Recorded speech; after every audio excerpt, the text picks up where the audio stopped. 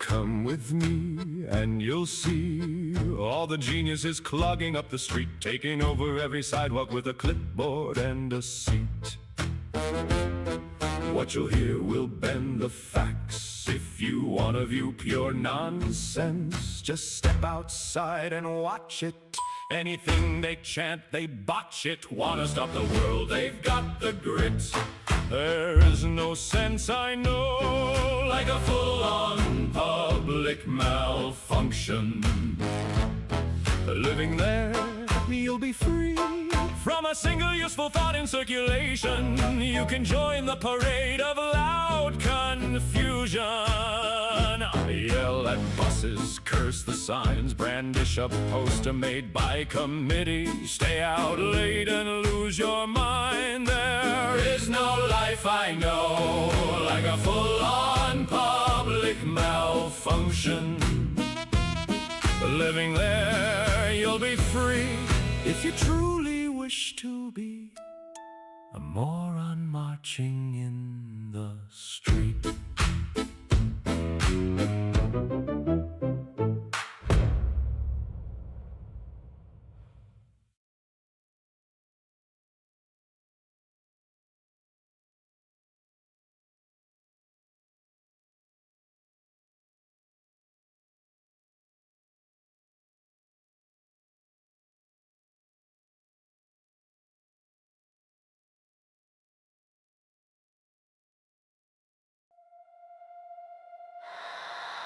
You think you can hunt us? How cute.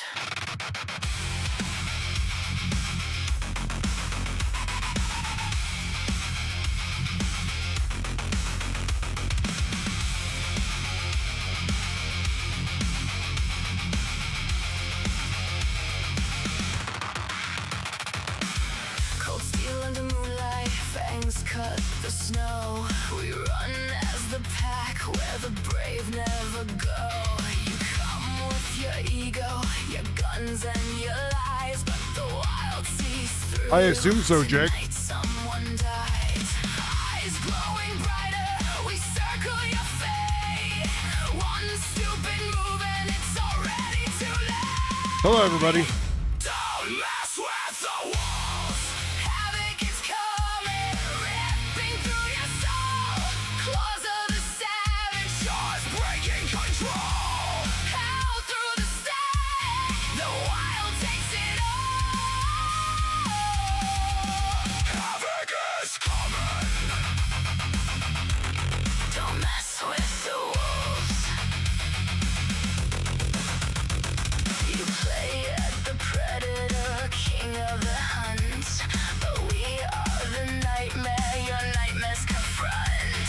Alpha blood rising, the engine ignites. Your fragile humanity ends here tonight. No mercy for hunters who challenge the pack. We feast on the arrogant, we never look back. Don't mess with the wolves. Havoc is coming, ripping through your soul. Claws of the savage, jaws breaking control. Hell through the static, the wild takes it all. Havoc is coming. Don't mess with the wolves. Run, little hunter. The machine of the pack has you locked in its teeth.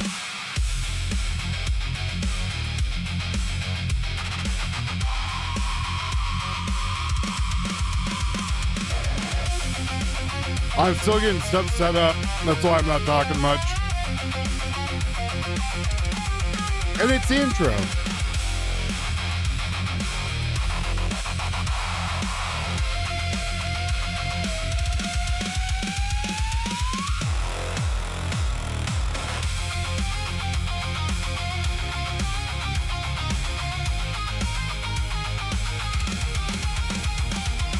Bones crush like metal.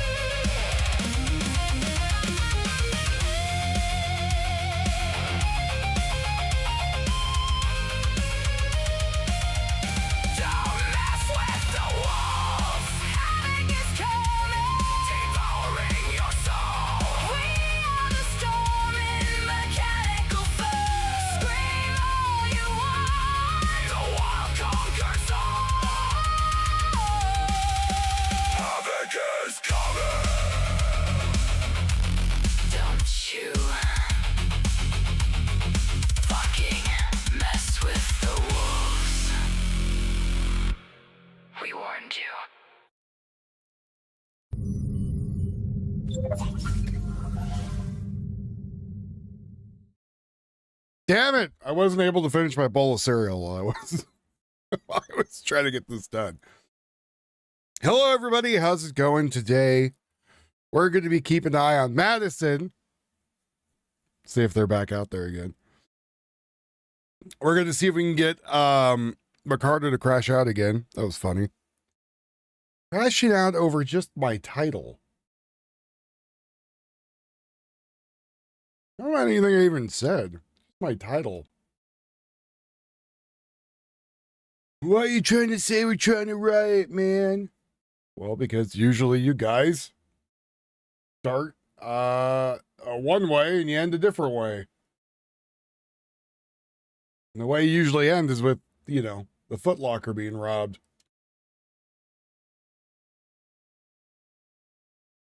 Also, I want to say, I guess Yuffie had like 120 people watching her the other day. Good for her.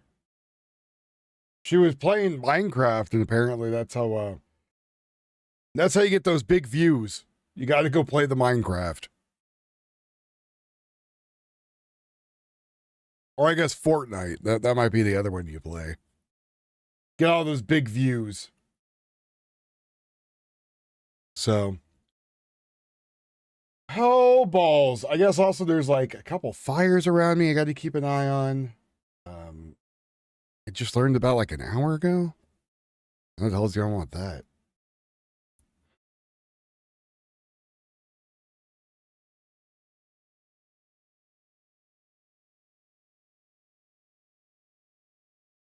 So, try to find something to put on the screen really quick so I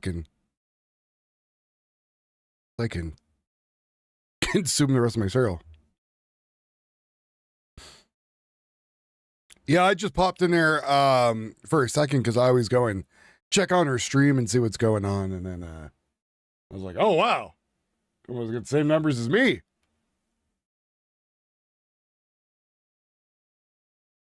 Which is awesome. I just hope she got a lot of subs from it.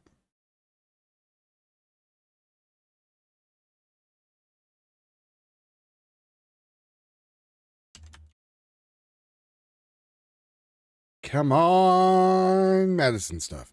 I told Tio that, you know, I'm on usually always at the same time, but we'll see if he comes in or not. The food waste has been cleared. And you can just imagine how that food waste smells in these temperatures that feel like triple digits, Niku, and it is only going to get hotter as the week goes on. Exactly. We're barely even seeing any relief. So from now until next week, we're talking about very hot temperatures. We'll see some slight cooling, but that cooling is anywhere between 2 to 5 degrees. So a lot of folks won't really even feel much of that difference. What you are going to feel is that next heat wave coming in, because we're talking about even hotter temperatures just days away. We're taking a live look this afternoon, though, at our Burbank camera, and temps now still around the low 90s, still tracking 93 degrees this evening. A little bit cooler in downtown LA. We're seeing temperatures right around 8. Unless you're protesting, I don't care, lady. There's a thing about air purification I was trying to put on, but I didn't get it in time. All right, let's go see what is going on there. We got Iran stuff happening.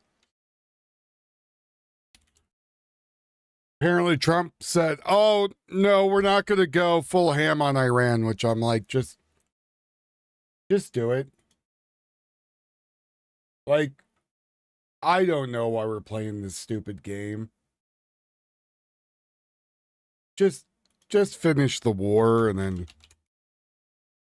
Because how do you get the forever wars, right? Because like, oh, we're going to do this thing. Oh, no, we're not. Blah, blah, blah. Kamala Harris is preparing to run for president in 2028. I honestly don't know how well that's going to go for her.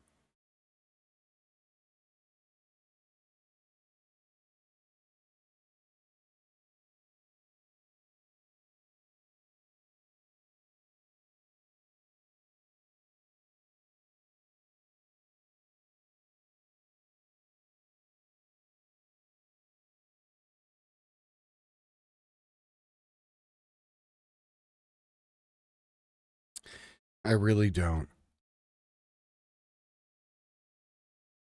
Just do it fast. Just get it over with her, with her being president. Again, I don't know how well it's going to go. Oh, you mean with Iran? Yeah, either finish Iran or leave. There is a middle ground. I agree. I think us playing stupid games with them is not going to work.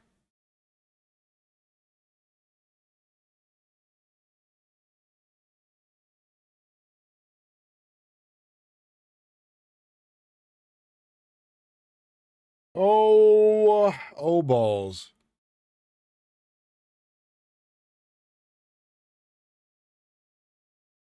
Oh balls.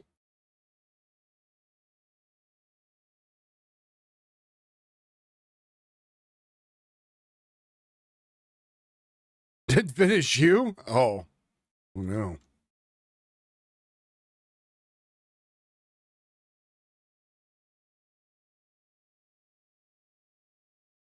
Well, apparently they said they're going to run Newsom. So if Newsom is going to try to run, and so is she, or is one of them going to be the primary and the other on the secondary? I don't know.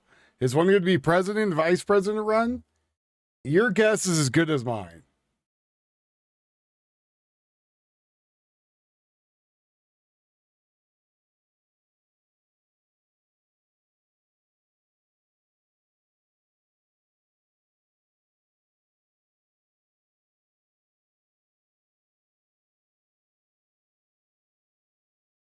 So I don't know. I don't know.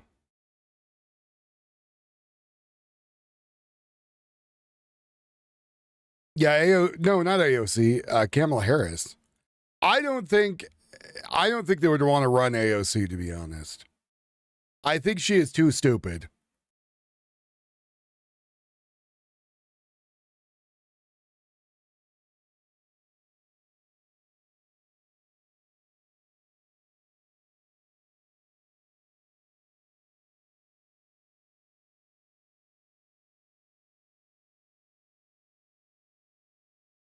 So I don't think anybody want to run her. We need some background noise. I'm looking for stuff. Hold on. Well, I look for Madison. I look for all the other stuff popping off today.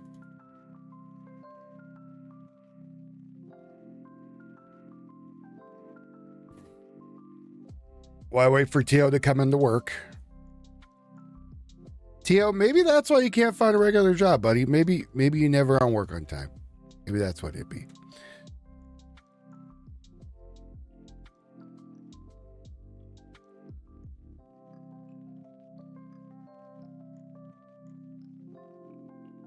Literally work same time every day. Doesn't come in. Doesn't come in.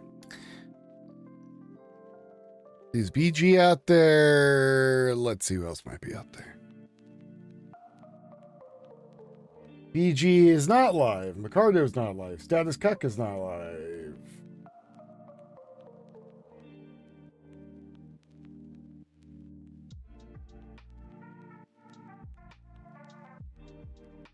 I guess that's how much they cared about the protest.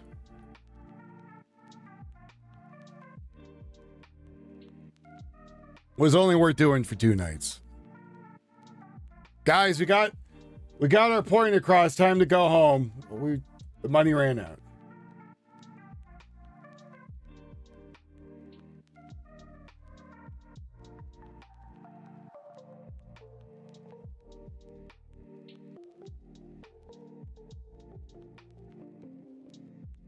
Can't go protest anymore. Is it raining? Maybe they're melting? I don't know. The pillars of salt that they are? Maybe.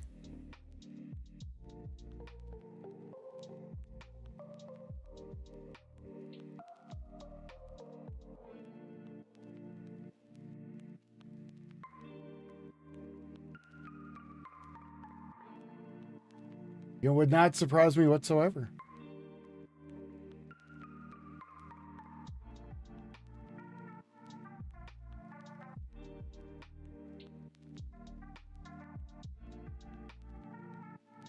Yeah, that's right, Dave. That's right. Your news is a horror movie right there on my TV. I see.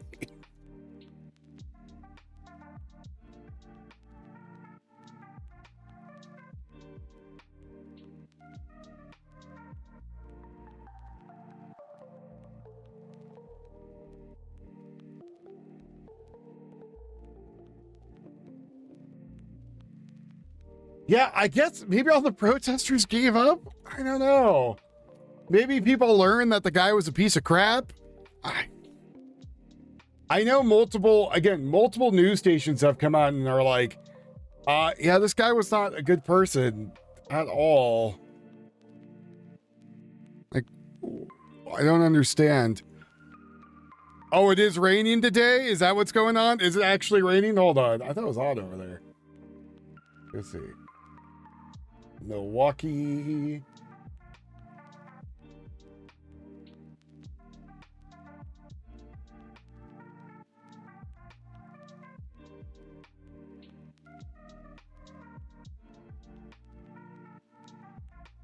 Did I hear that Ukraine hit Iran? That would be very stupid because Ukraine has its hands very full at the moment. I'll look into that, but that would be very silly.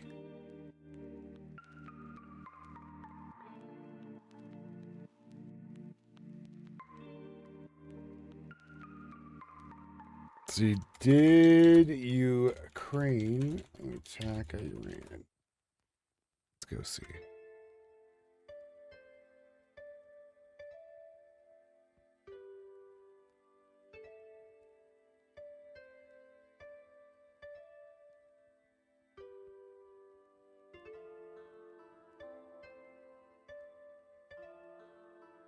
What? In late July 2026, Ukraine carried out a long-range strike in the Caspian Sea to hit Iranian vessels. What?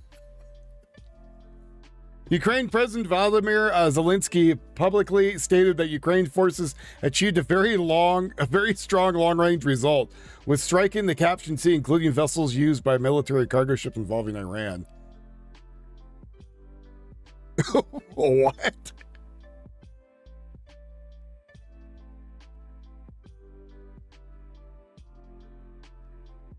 Tehran called it a hostile and criminal act and warned of defending its interests. Some results indicate the vessel was carrying drones and missile components. Okay, well, this is getting weird.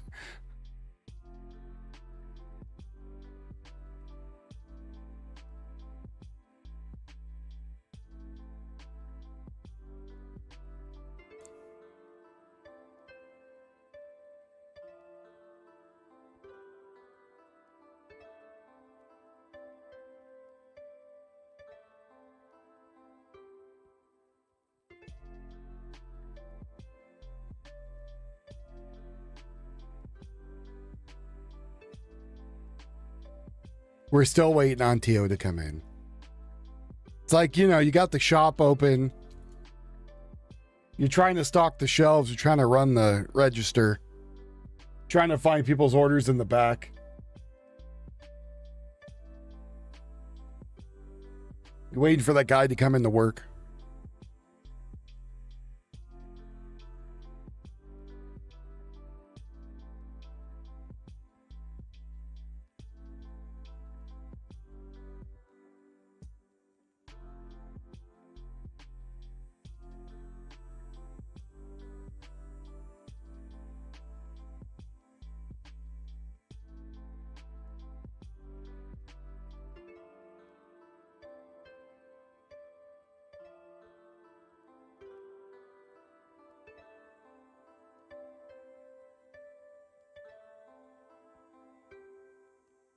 Still all waiting. Still just waiting. Chilling out. It's Sunday. Usually they are out there being stupid. And the weather doesn't look too bad there.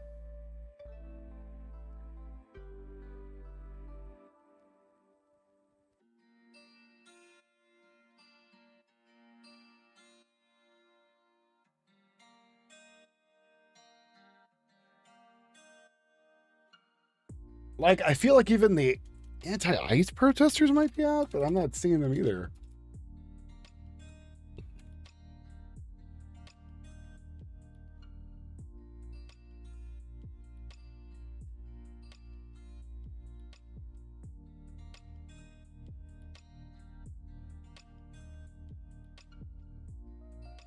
Yeah, I mean, Iran doesn't have much going on for it as it is. Anti-ICE protest. Okay.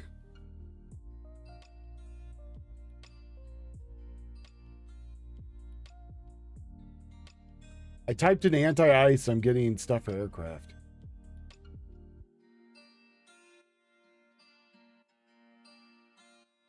A guy apparently playing video games for an anti-ice protest. Okay.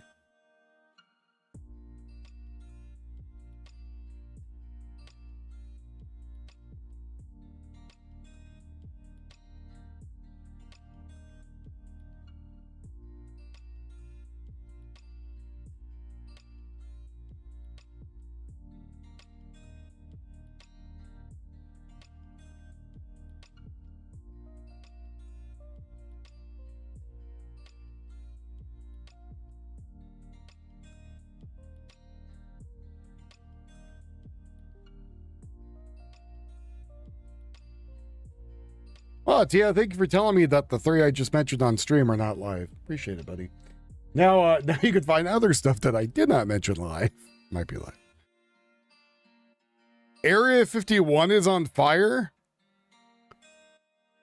What?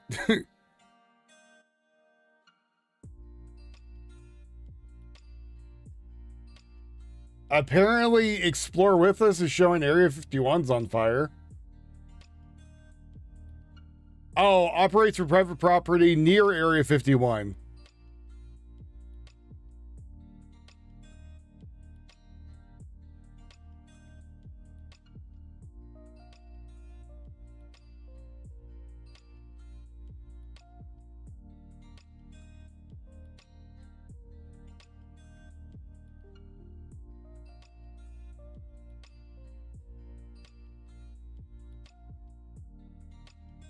Yeah, I would say the only thing could be burning is one of the facilities over there, if anything, unless they threw some gasoline out there and just having it burn off.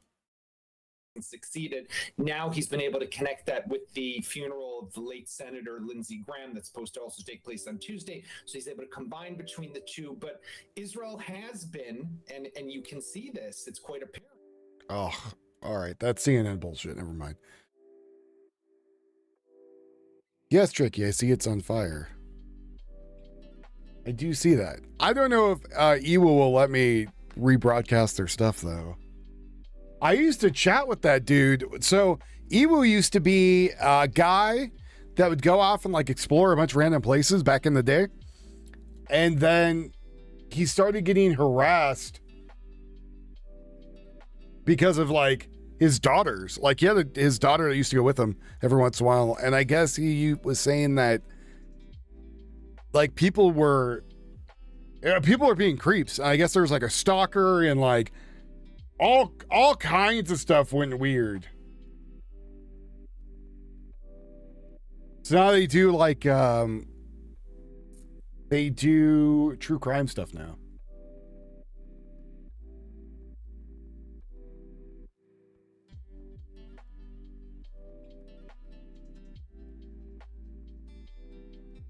Leaked documents revealed Dr. Fauci wrote in his March 2020 diary that his newfound fame was very flattering, he said. What a piece of crap.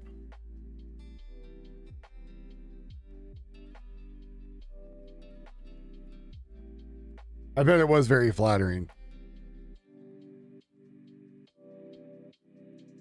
I mean, we could ignore all the other stuff about him, right? As long as he felt good about himself. I guess that's all that matters.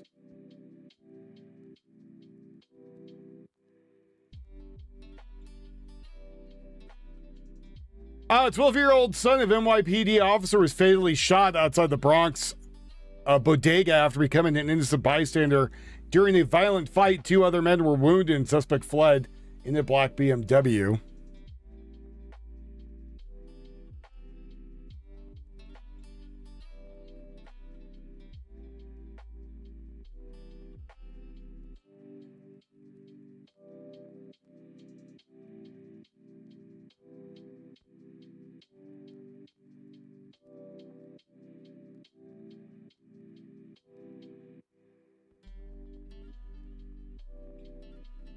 Apparently, somebody's come out there saying they're going to be blind for the rest of their life due to getting shot in the face with a rubber bullet by ICE. people are pointing out to him, maybe you should not have been there. You were not there. Maybe you not got a rubber bullet to the face. Just saying.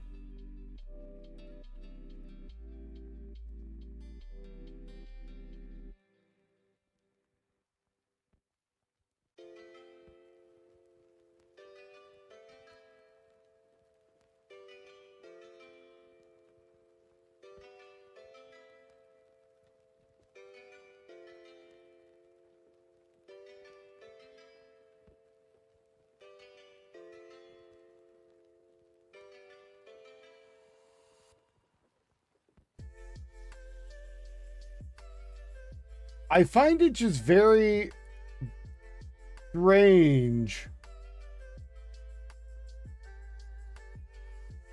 that we can't find a damn thing going on in Madison.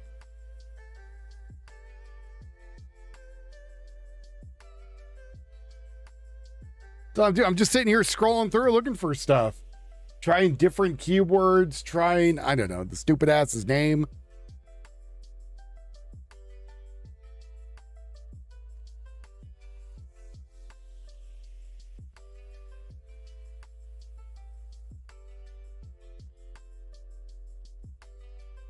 Dateline NBC came up when I typed in Corey Ruiz's name.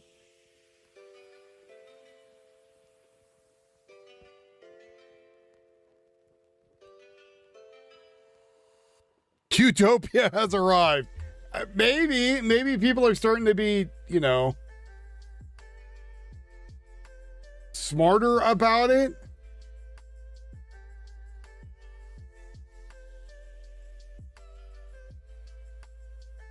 Maybe people are like realizing, like, yeah, I don't know, it's all just a bunch of crap.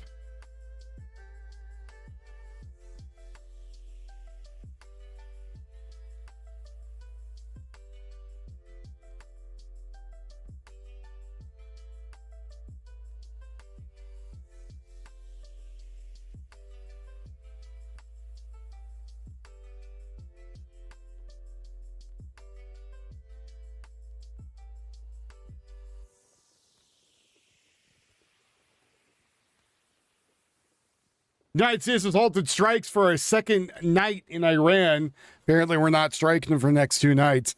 Other countries apparently are, though, but we decided not to.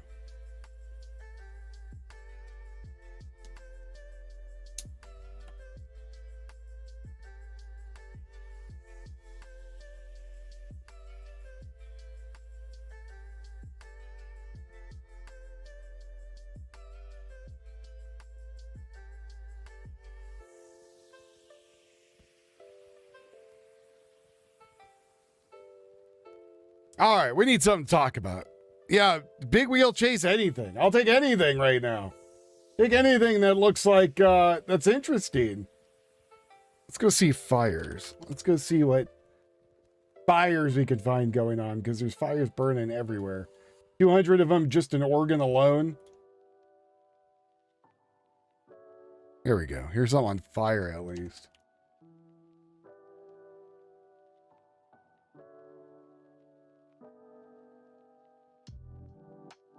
I know they didn't get smarter. I could hope, though. I could have dreams.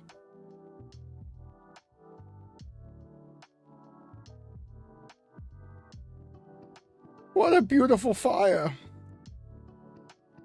So France and Spain are having terrible freaking wildfires right now.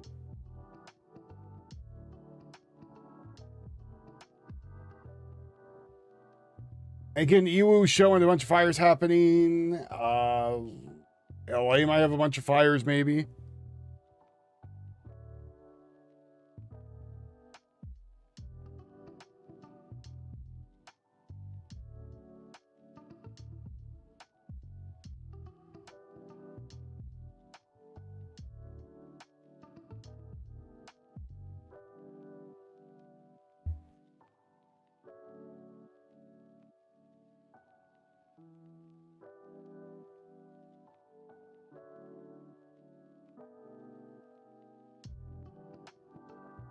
Don't know how I typed in Oregon wildfires and it gave me stuff that involves earthquakes. Strange. Very strange. Is that English? The one? Hey, good enough.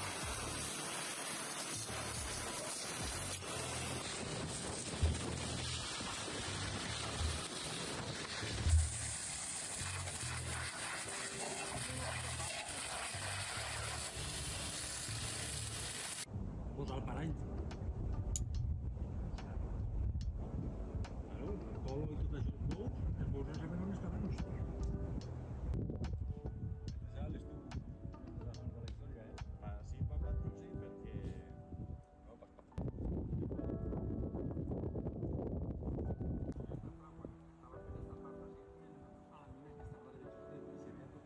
Some breaking news in the last few minutes. We're hearing that German media are reporting that suspects who drove a van into crowds of people at that Pride parade and has been killed. He was shot by police, we're hearing. One person died in the attack and more than 24 were wounded. Officials say it was an Islamist terror attack. Now, the suspect that you're looking at right now, he has been called Abdul Balout, a German citizen with Lebanese roots, and the suspect was found in a borough just west of Berlin. Let's go live to Sky's Molly Malone now. Just bring us up to speed, Molly, with what German media are reporting.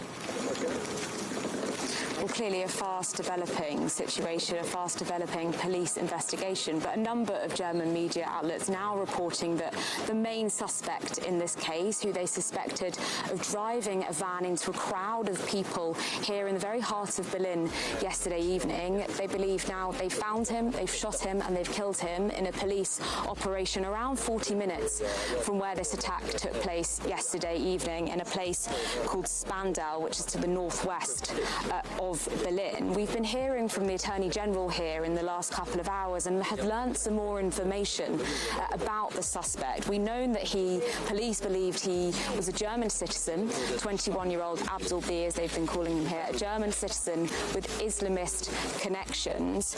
The Attorney General office saying that he was originally arrested last year in November, both in Berlin and in Lebanon, thought to be, say the authorities here, sympathetic to ISIS, and indeed had been searching his apartment in a raid yesterday evening. A German citizen, as I say, with Islamist connections. Clearly now German media suggesting that he's been shot and killed, but next in the investigation will be, did he have accomplices and what motivated him to carry out this attack at the heart of Berlin, just a stone's throw away from Brandenburg Gate, the heart of this city, a city that had been celebrating, hundreds of thousands of people coming to the streets to celebrate, to party, to have a good time.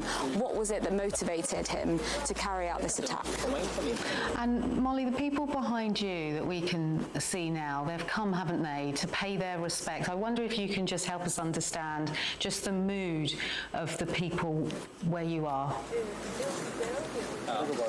Yeah, it's incredibly somber. At times it's been almost silent reflection, people coming to reflect here, to lay candles, to lay flowers. We've seen people hugging each other, crying, but many of them actually not saying very much, just being pretty quiet, reflecting on what happened less than 24 hours Yeah, I don't know if they'll let regular firefighters in Area 51, to be honest. And 29 people were injured as that van mowed into a crowd of people that were having a good time, celebrating diversity, celebrating love.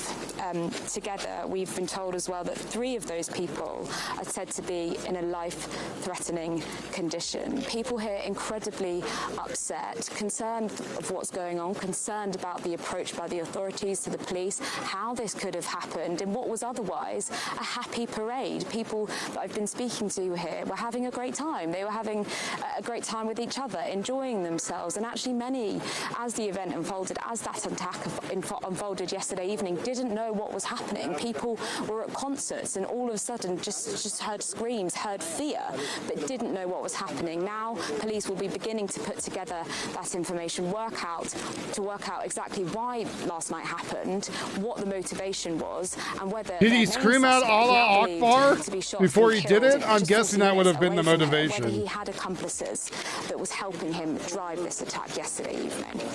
And Molly, throughout the day, we have heard from the German Chancellor, we've heard from the police, we've heard from the Interior Minister in Germany, and in particular the Interior Minister saying we can't rule out the possibility of further attacks, of copycat attacks. So the threat level in Berlin, across Germany, will have risen. Yeah, and that will be incredibly concerning to people that will want to know that what happened last night perhaps was an isolated event, and that the authorities not being able to give that reassurance will be incredibly concerning to the people here that have described themselves as a family, that feel that they've been targeted in an attack that they feel has come from nowhere, although sadly Germany and Berlin in particular is no stranger to attacks. They've seen similar attacks like this in the past, number of people losing their lives, one a couple of years ago, another in 2016, attacking a crowded Christmas market. So people certainly with questions as they feel that their community has been attacked. Her hair says 20, but her face says 50. What exactly happened? If people are just joining us now, this was a Pride event. It was 10 o'clock in the evening, you know, hot and sticky weather, people drinking, coming together to celebrate diversity, to celebrate love, and then very quickly it turned quite dark. Yeah, and what's quite eerie actually here is the fact that as we were walking up here, we saw just in the growth behind me, the van used in this attack being carried away by a police vehicle and yet scattered down the paths as signs of that party, of signs of bottles, of wine bottles, of litter, of people having a great time.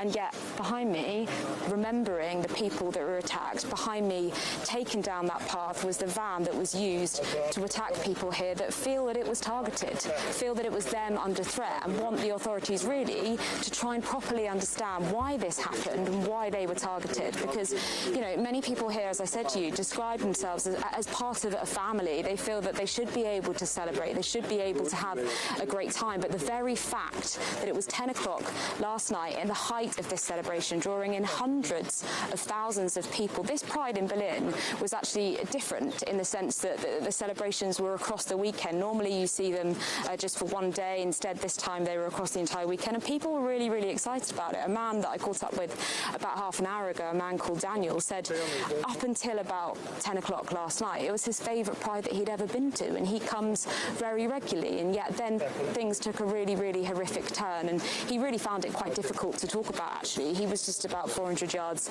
down there, and you might have seen some video this evening of people on stage at a concert at the Pride event yesterday evening telling people, but not being 100% clear about what was happening, because people at that moment didn't know, but saying, you know, you need to evacuate, you need to leave. And he said that fear of knowing that perhaps something was happening and not knowing why and not knowing what and not knowing who was pretty terrifying. But once again, he said he knew that he felt that it was his community, his family, in his words, that were under attack.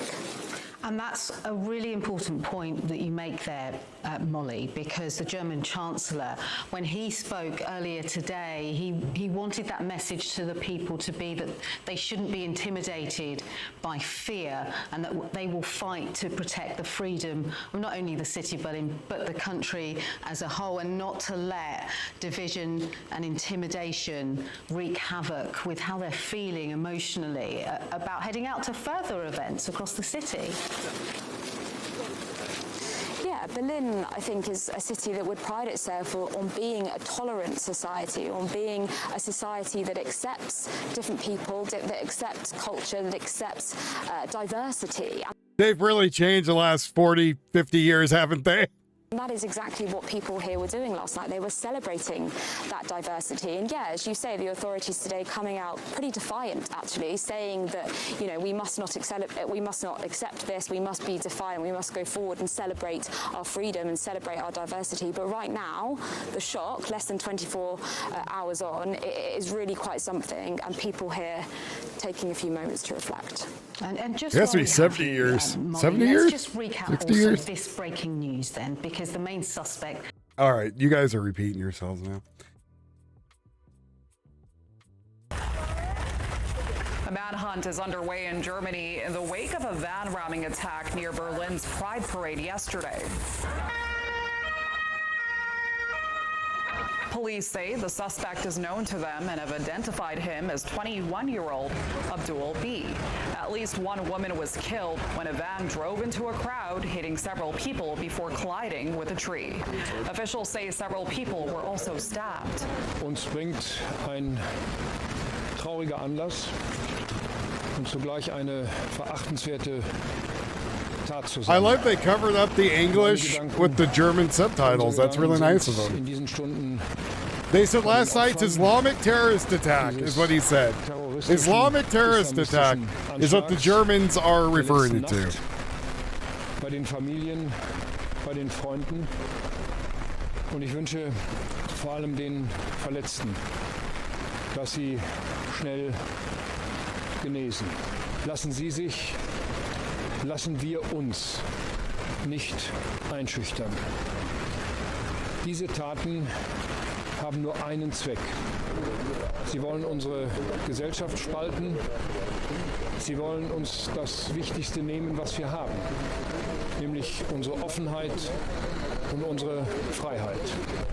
Diese Straftäter, diese Extremisten haben in der Mitte unserer Gesellschaft keinen Platz.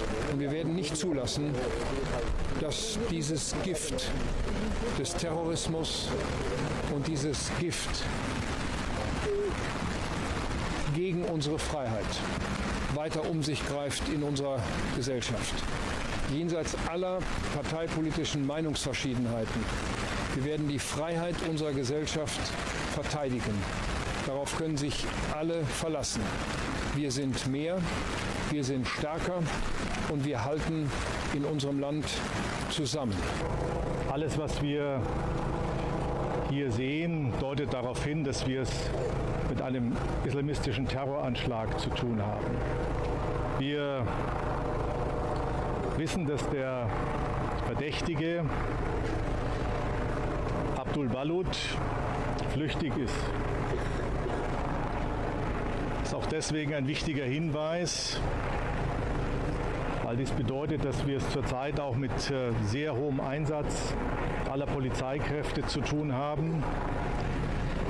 Sowohl der Berliner Polizei als auch der Bundespolizei, nicht nur in der Stadt Berlin, sondern an den Bahnhöfen, an den Flughäfen, an den Grenzen. Wir gehen davon aus, dass es sich hier um 29 Yeah, they shot him afterward. handelt. Gestern Abend ist der Tatverdächtige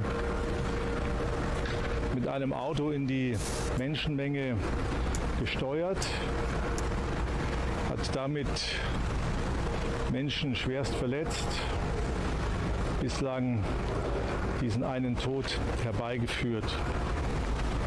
Anschließend ist er mit einer Stichwaffe, mit einer Hiebwaffe, mutmaßlich einer Machete, auf weitere Passanten losgegangen und hat diese ebenfalls schwer verletzt. Howdy. Wir haben es hier mit einem mutmaßlichen Täter zu tun. It's as slow as Tio's sex life tonight. Der in der Vergangenheit auffällig war durch ein hohes Maß an Straftaten, durch eine Radikalisierung, durch eine Zugehörigkeit zur islamistischen Szene.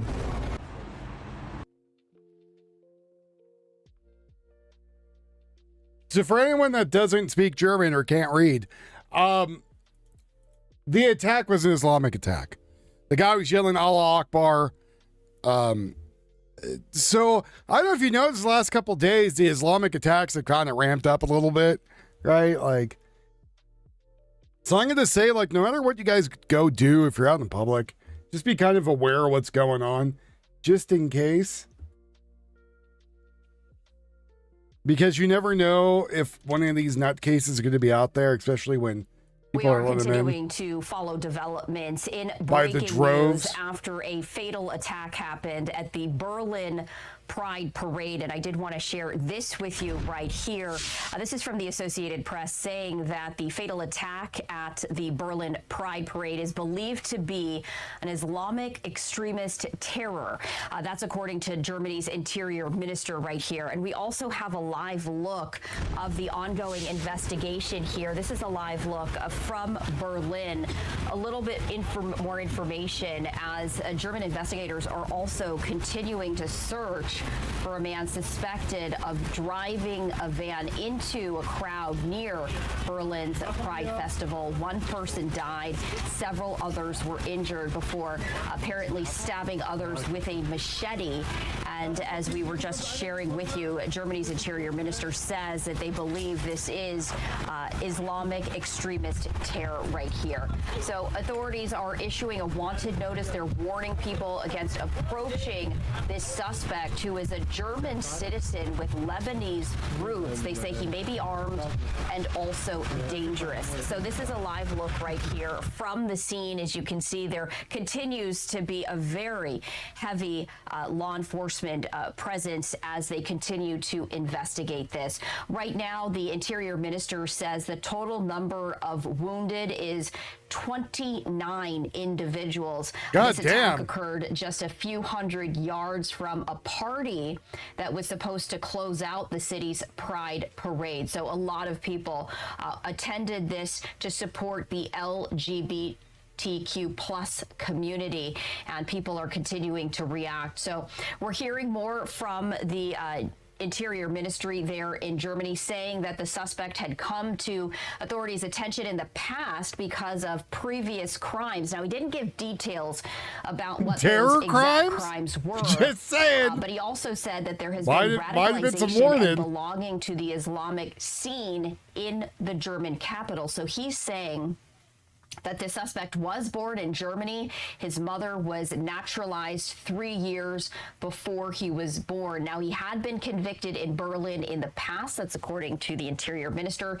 He didn't go into specifics for what that conviction was, but said that the suspect had been given a suspended sentence of 1 year and 10 months. So this continues to be a very active investigation as they are continuing to search for that suspect. They also have been searching an apartment.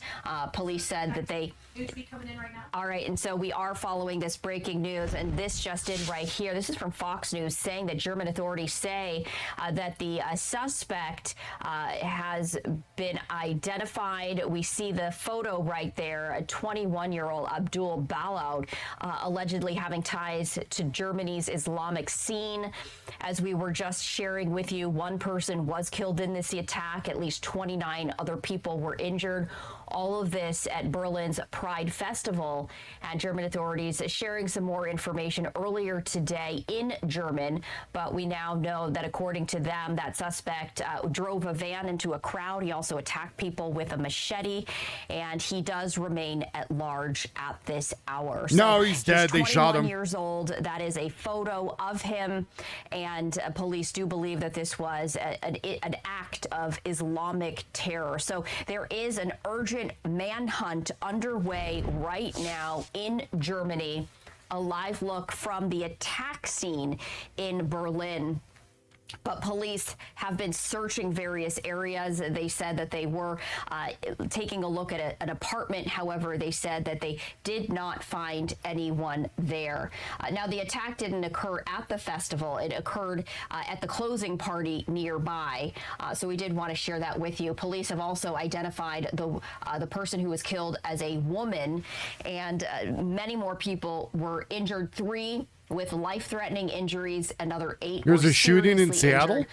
all of this unfolding at around 10:15 p.m. local time. So hundreds of thousands of people gathering at this specific site. And now the urgent manhunt continues at this hour in Germany. Police were searching an apartment. However, they didn't find anyone there. There was one 20 hours ago. There is an alert going out for this suspect, likely armed and dangerous. We do understand, according to police, that he did have a criminal history, although police did not go into exactly what a prior conviction was for, but they do believe that this was an act of Islamic terrorism.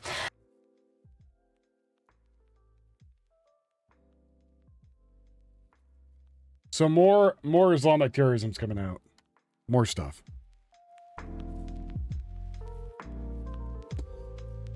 Yeah, so he ran into, I think they said 29 people with a van, killed one, then crashed into a tree, then got out with a machete, then started attacking people with a machete, then fled.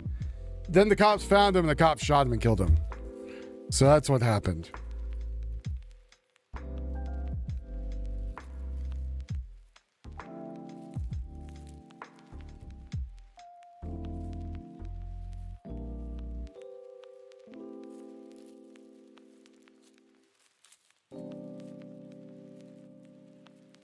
So that's what happened, yeah.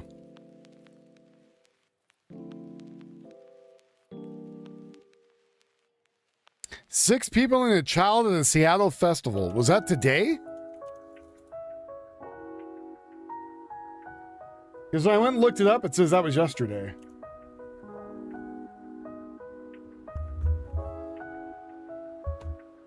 Yeah, they shot his ass. He's dead. The guy in Germany. I don't know about the Seattle thing. I'm looking into that right now. They're practicing their religion. I don't know.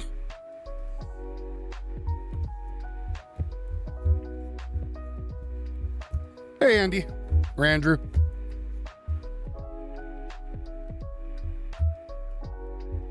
I think the Vicks do that to you also.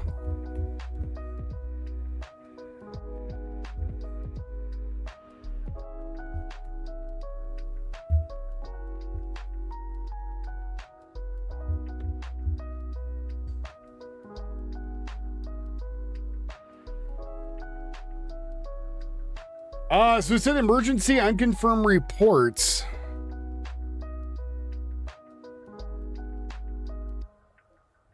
I mean, yes, yeah, the local news might have something, but that's not. Emergency unconfirmed reports as of 1:45 to 1:50 a.m. of July 27th. Well, that's weird. Is it coming from in time? From next day? Are we getting news of the future?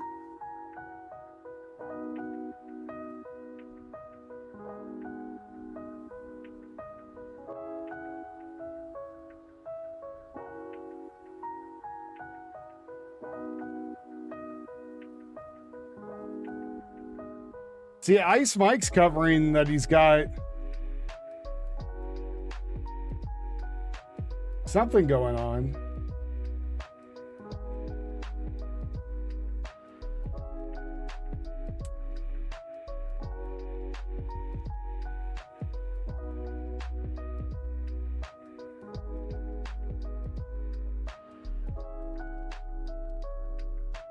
It is. It's from the future. So Ice Mike's looking at stuff on the Citizen app, I guess. Oh, yeah, so I guess they're saying it's an active shooter in Seattle. According to the Citizen app.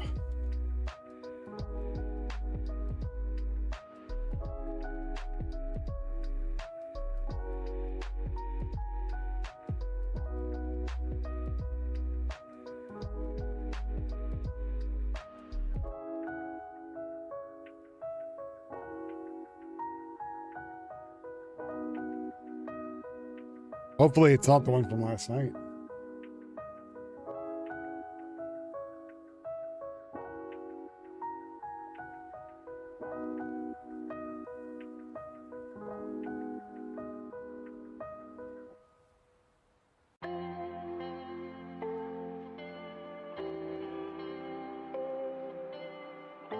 My music is making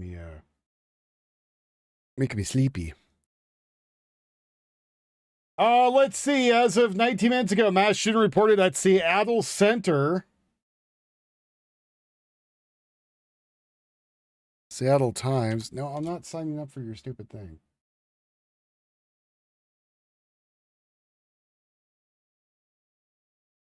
Police are investigating a shooting.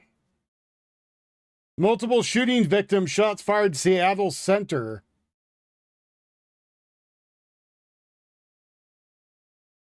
So Seattle Center. Well, let me update my title about what's going on. Seattle Center shooting.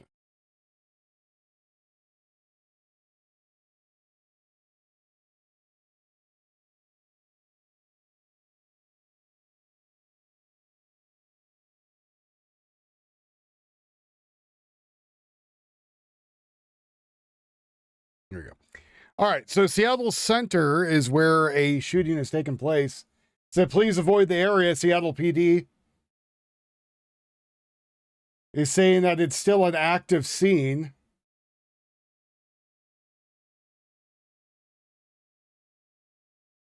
That's Seattle Center.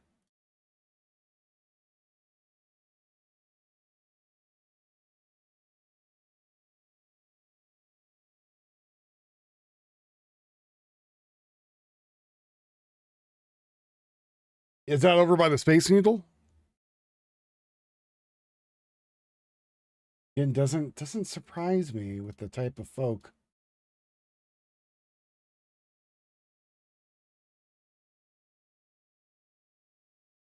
They're there.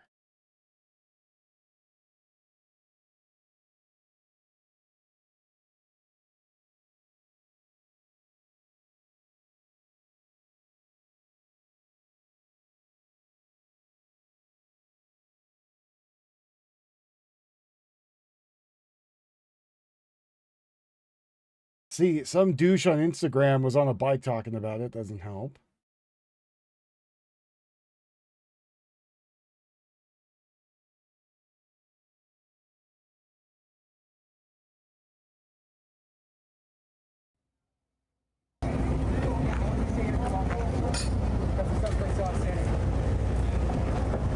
So suspect outstanding is what they're saying.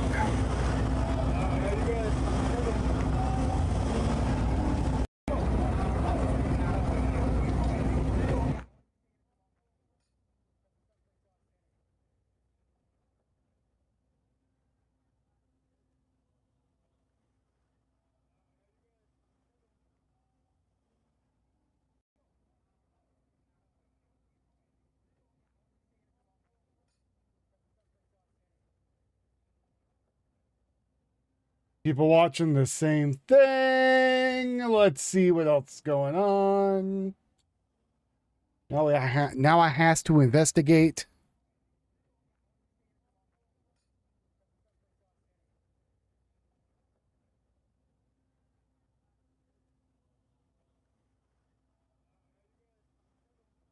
Multiple people shot at Seattle Center during Bite of Seattle event. I guess the food is really good. That'd start shooting people. Let's see. Como is saying Seattle, Washington. Police in Seattle investigated a shooting at the Seattle Center. Left multiple people injured. The Seattle Police Department said police are investigating shooting, multiple people and victims. Shots fired at Seattle Center. More information to come.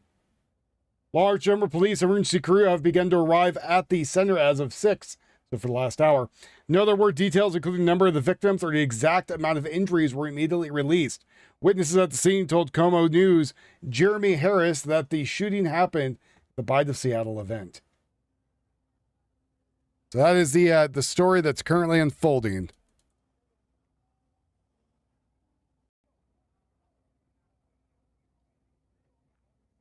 Six patients, 2 DOA. Oh man.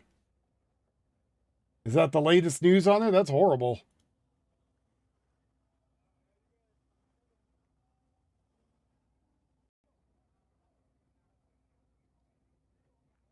That's horrible.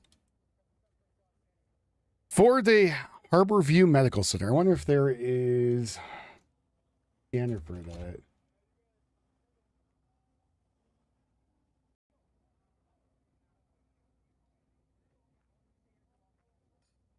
Deleted. Oh, okay. Well, that's nice.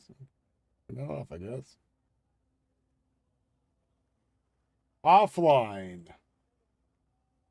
Another one's online right now in that area. Scanner for it. Seattle downtown law enforcement. All as close as I'm gonna get.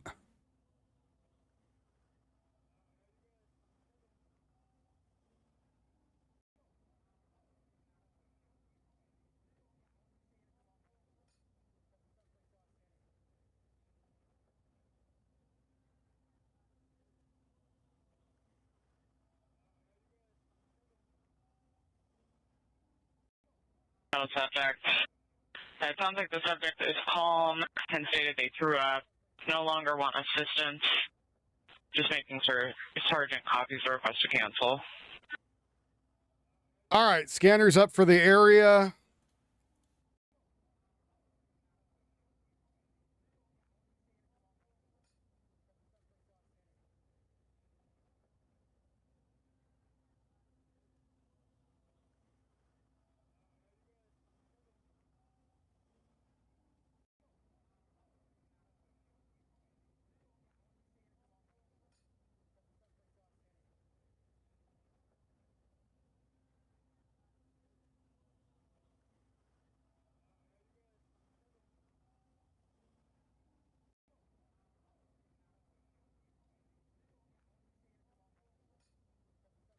Yeah, the Bite of Seattle event is going on. I'm going to look around there too.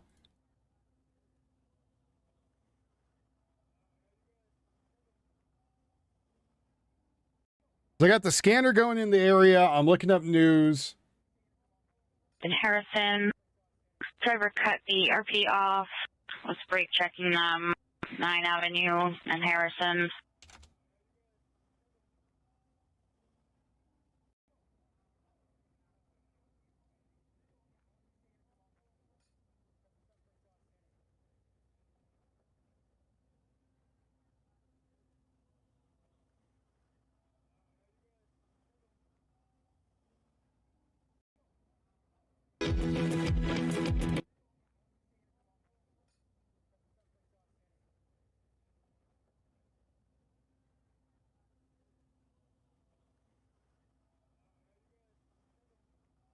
Here's the Seattle news.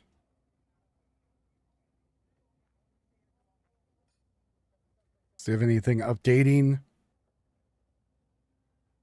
You think they would?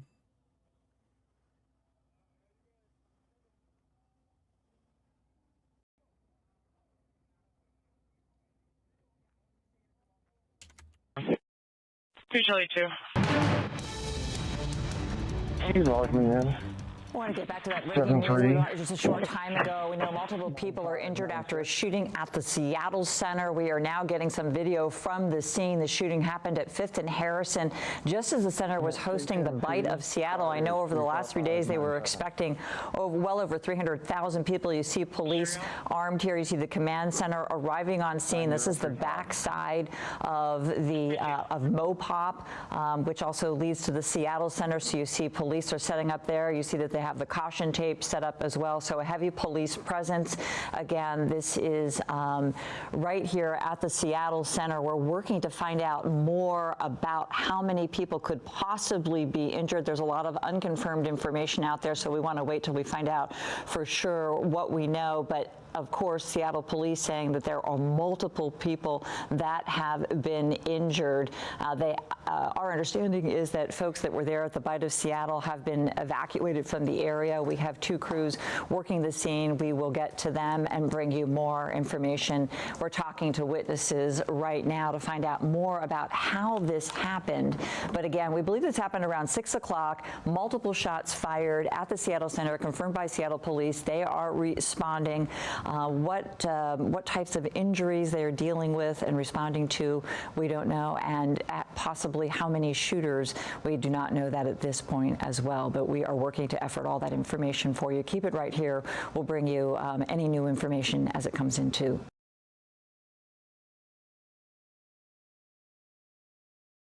And Shantir for getting this information out quickly. Absolutely. They did the best they could to try to clear Mr. Lorenzo's name, and unfortunately the damage is already done. But I do want to echo back to what Governor Greg Abbott said. Well, that has nothing to do with what we're looking for.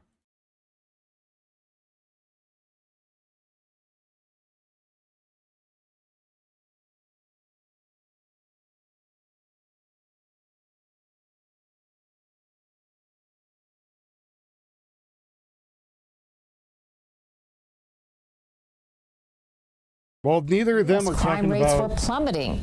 Homicides down 20%, the largest one-year drop on record, and the national homicide... Are you gonna actually talk about it? 1900. But in late summer of 2025...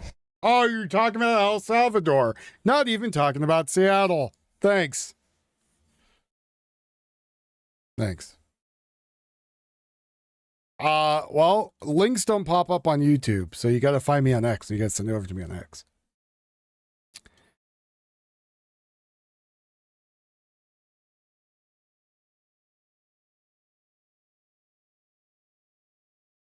I don't know. I don't know anything about the festivals happening in Seattle. No idea.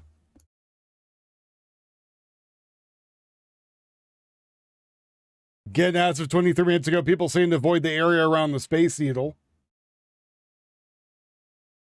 But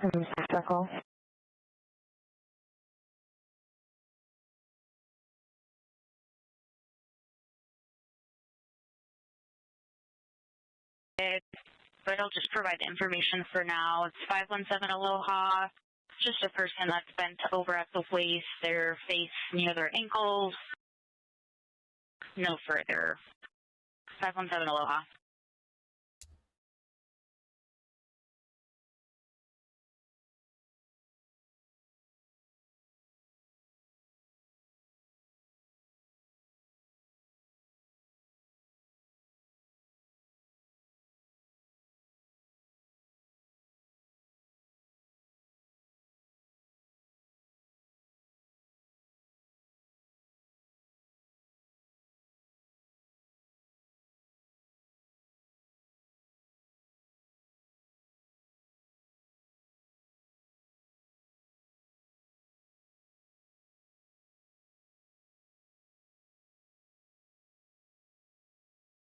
So we had base jumpers, and yes. I mean, Portland and Seattle are two different places, but yes, they're both crappy.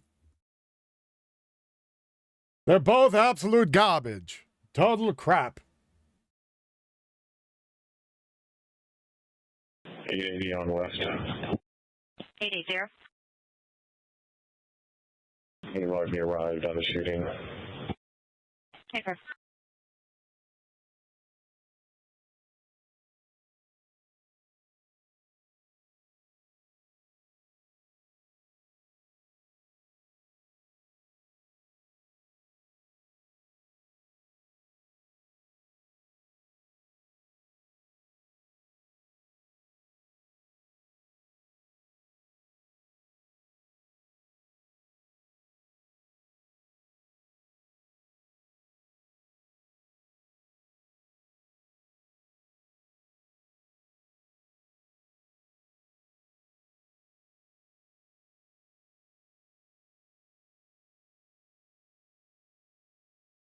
So I'm looking just for more news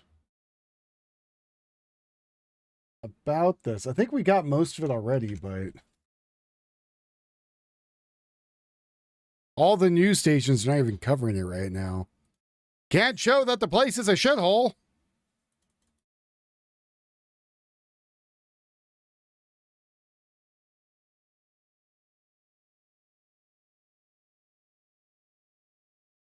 Can't show it's all garbage.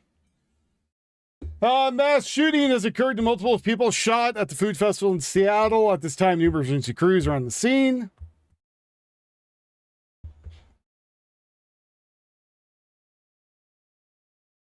I mean, it looks like they got somebody. Let's see, I don't care about this stuff. And number one. So I wonder if this is the suspect they grabbed.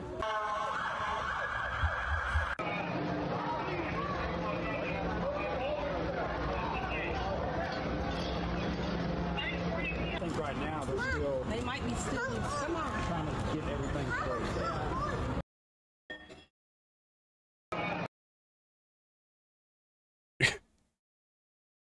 I can't tell that's a woman or a man with tits. I don't know. Walking with their pants around their ankles. So are we gonna guess it was gang violence?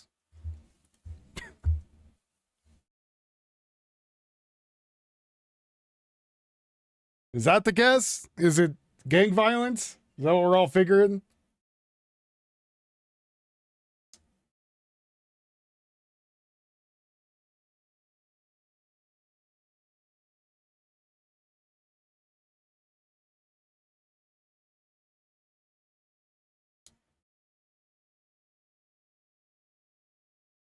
Getting multiple gunshots going off. There's people who were doing videos during it.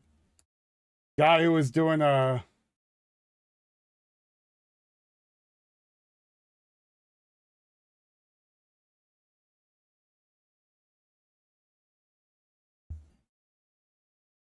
out to everyone. Make sure you guys subscribe. Help me get to 100,000. I'm like 2,000 subscribers. And put us on that welfare check.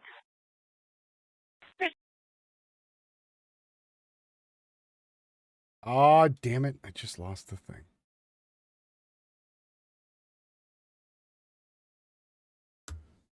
It sounded like an AR-15. That is some of the dumbest shit I've ever heard anyone say. It sounds like an AR-15. What? Everyone, make sure you guys subscribe. Help me get to 100,000. You can hear the gunshots going off. Subscribers away. That is literally one viral video, and 200K. I'll get that plaque that says 100K. Shooting. Oh shit. Oh shit, right here. You know, and this guy has to be the most oblivious effer to ever exist. They tell him straight up. That says 100K. Shooting. I'm just gonna stand right shooting. I'm just gonna stand here. Oh shit. Oh shit, right here.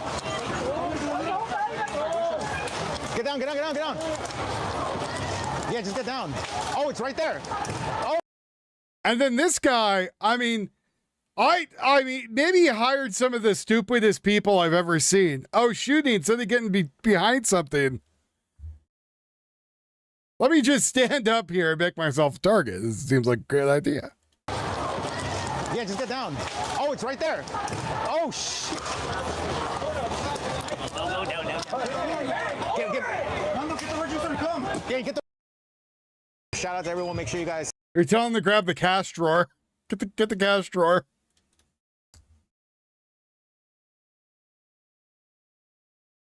Yeah, but don't they already have really strict gun laws in Seattle as it is?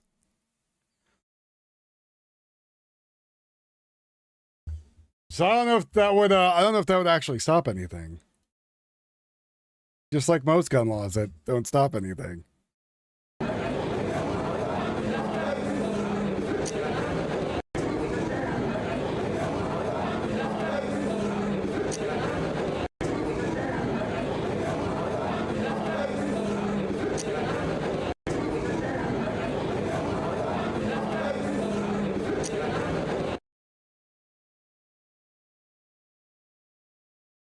You might be the only one buffering.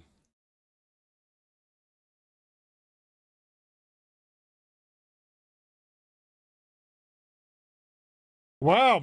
With strong state prevention that limits government from enacting more strict regulations on possession, purchase, sales, or transfer of firearms.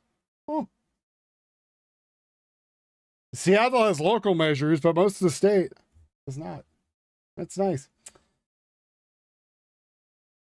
That's nice. I mean, so is Oregon. We do the same thing. But again, I was learning that my state has very much told some of the government to go F itself.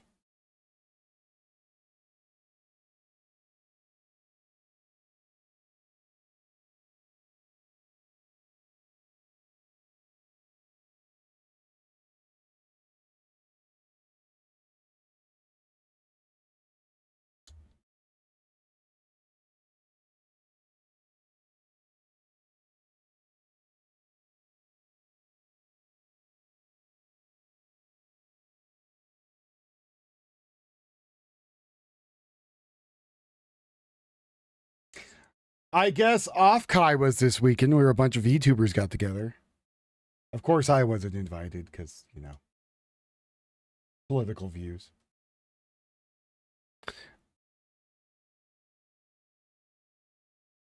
Not that I want to go. Active shooter on lane 6.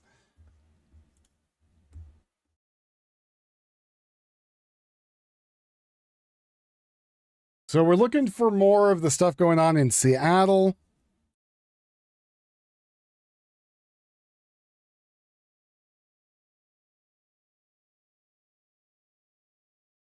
Apparently there's a news station that's on the scene. Tio hasn't given it to me because, I don't know, playing with his penis.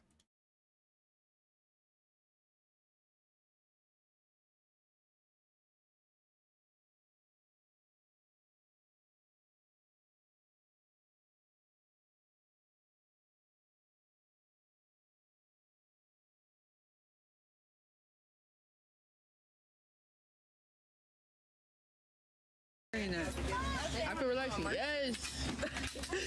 What happened? A shot happened. Literally, some shots. Shots for the shots. I need a shot for every shot I heard. I think you're 12. I don't think you're legally allowed to drink. Yes, you felt it. You see what we're talking about. We was in the middle of drinking. We listening to music. We over here chilling. Y'all is turned up. We over here vibing and shit. Like, we just start feeling good and everything. Like, we like. She started feeling good because I'm so sick, bro. Shot. This is confirmed by Seattle police. They are there on scene evacuating some people. I want to get right to Como's Jeremy Harris. He is there as well. And Jeremy, you arrived there just shortly after this happened. Yeah, and Michelle, we still have a very active. Oh, you think he's playing with someone else's penis? We've been told multiple people have been shot. Witnesses told me they counted 6 victims. As you can see, police have now cordoned off this area. Our photographer Steve is going to kind of walk you through as I interview a couple of witnesses here. Isaiah, you were working as this was going on. Just tell me what you heard. So I was working like a regular game, just random, like regular, because I've done this before. All I hear is 4 pops. 1, 2, 3, 4, and I hear women, men, kids screaming. Everyone's screaming, and I'm like, oh, what's going on? And I'm like, oh, like I gotta go. I gotta tell my friend to go. I told my friend to go. As we hopped, It's one of the workers. I see like.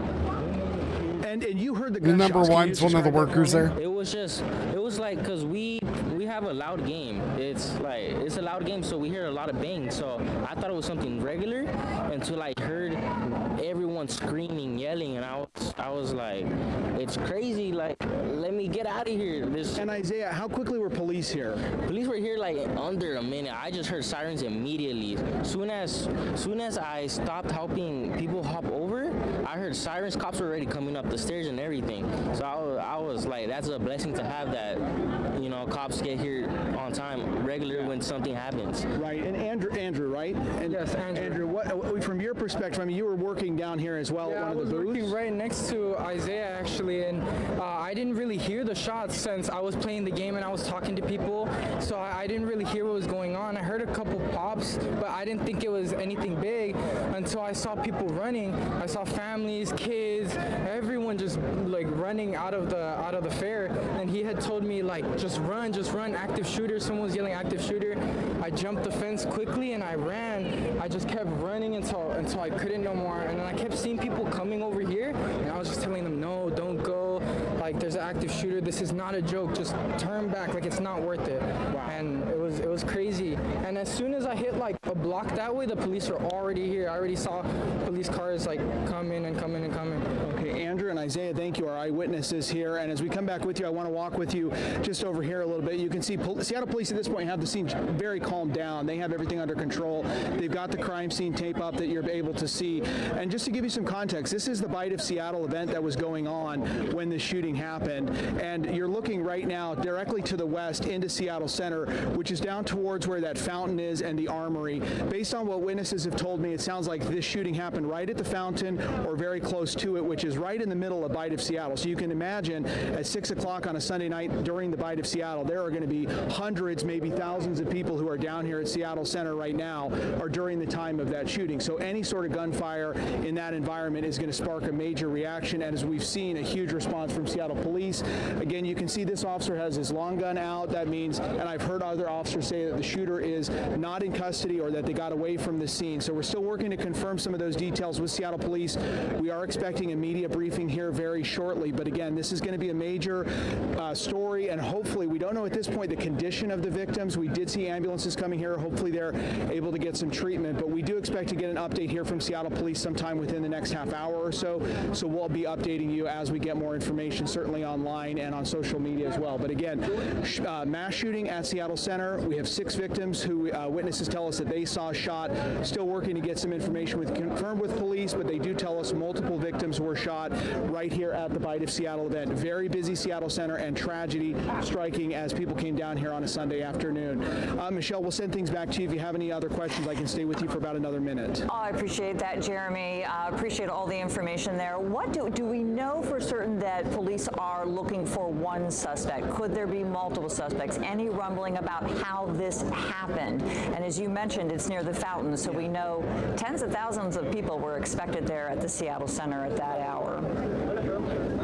Yeah, and great questions, Michelle. At this point, we don't know if there were multiple shooters or just one. That information, police have not released it yet, but I did hear an officer say they were still looking for somebody.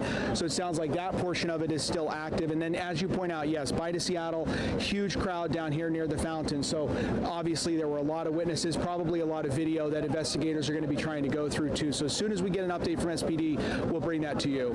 All right, Jeremy, appreciate your hustle. Thank you for your reporting. We'll check back with you throughout the evening. That's going to do it for us here on Como News. We'll keep watching this breaking news story again. Thank you, Homo News. Yeah, I don't know. Like, if it's a criminal doing all of a sudden it's a rifle or an AR-15 or something, cop, long gun. I don't know.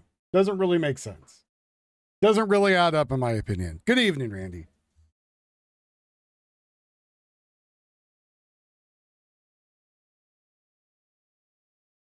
Different, I guess, different terms depending on how they want it.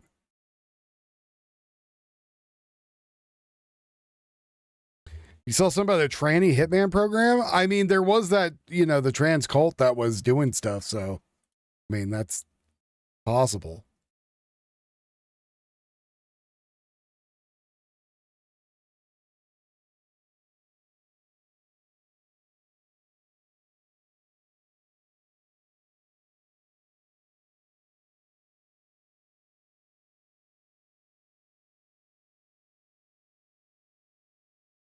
Why would you want a 4570 over an AR-15?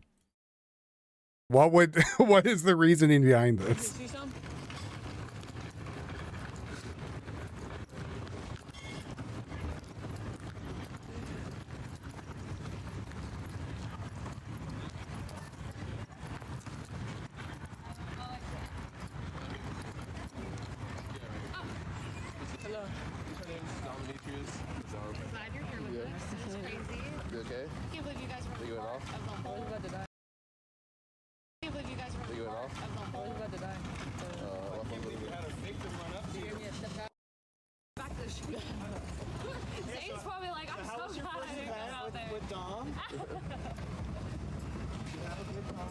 Yeah, but why would you want that? I have a 458 SOCOM, but why would you want that over an AR-15?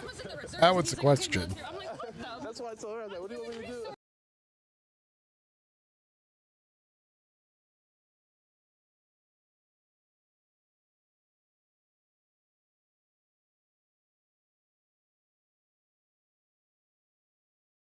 Let's see. The link Tio sent me is just an article. Doesn't really help me.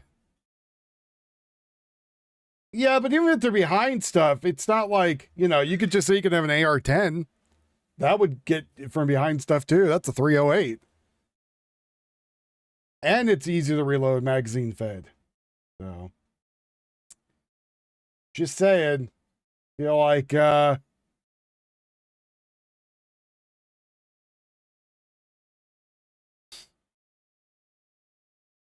Yeah, let me carry a AR-15 or a 50 caliber with me. That's fine. That'll be all right.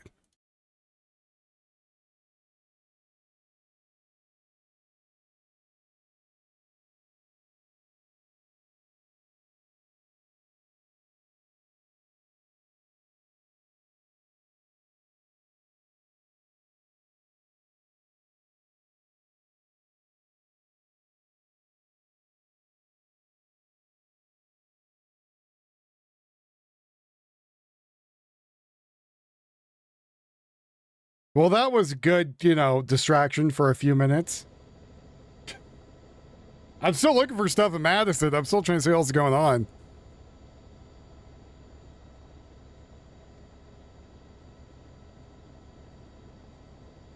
That's kind of my main thing I'm looking for.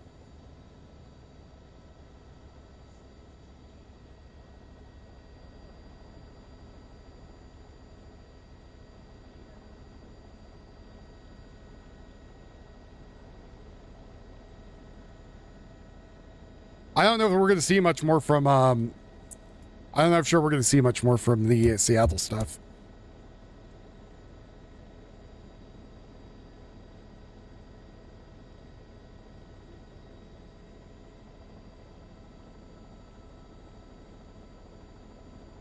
Yeah, but I mean, then you got to wield around an M1A, M1A, like it's a lot of rifle. You want something that's going to be compact enough you can get in the doorways and stuff easily. You also want a good, a good solid round, but it's not like you're out there being a cop in firefights with people with ARs every day, so.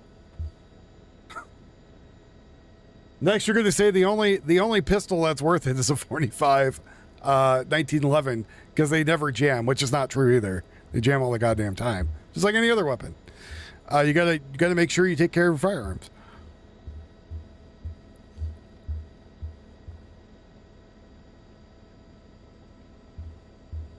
I mean, again, you need a 458 SOCOM. It's actually got a better trajectory. And that's what I have. And it comes in subsonic also. A 45 Chris Vector and just open fire on them and just fill everything full of holes. I mean, I guess you could do that too. The FUDs, though, are going to say you need a Tommy gun. The old people out there. It doesn't, that's not true either. Do you know that we've had nukes that they detonated that never went off? So technically, I guess they do jam.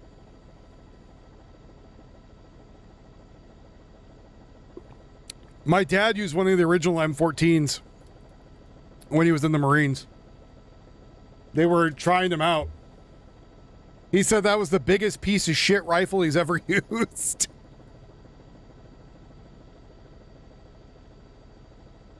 Said you'd be out there using it, the ball bearing come flying out of the top of it and land somewhere else.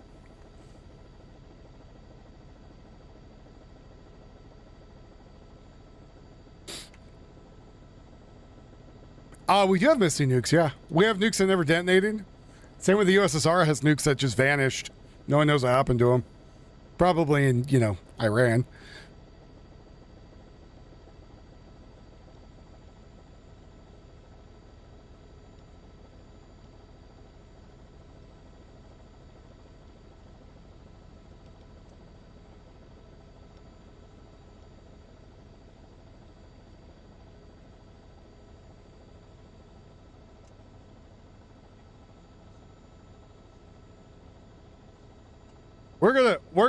I'm just gonna introduce you to a little video while we're here waiting.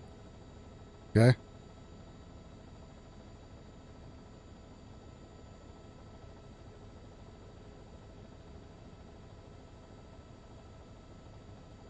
Have you all watched Wendigoon before?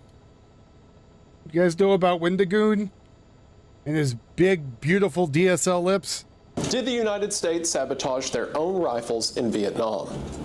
Yes, 100%. Here is Congress's subcommittee outright saying that they did and referring to their behavior as, quote, unbelievable. And here is where they directly call out the Army for criminal negligence. So Thanks for clicking on the video. The United States government knowingly set up their own rifles for failure, resulting in the deaths of countless American lives.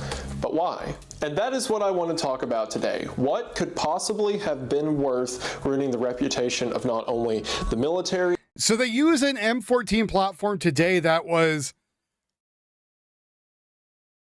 very, very much redefined and rehoned. The original M14s were terrible. Not just for jungle warfare, but in general. They were just not very well-made rifles. Not only did they jam, did parts fail on them all the time, stuff break. So the new M14s are fine, but that was from years of research and fixing problems in them. But again, Black Hawk Down was many, many years after they were first introduced and remachined and rehoned. And then there was a 30 caliber, because it wasn't a 30-06 either. It was a 30 some other damn thing. Yeah, straight cartridge. And then they made another ones in 5.56. I think they made another ones in 308 also. But that was from years of going through with the rifle and rehoning it and fixing all the issues with it. But as a battle rifle, it was not great. You know, many years later, it was great, but not at first.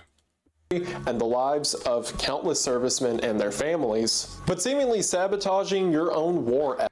Well, so again, that's what this video is about, right?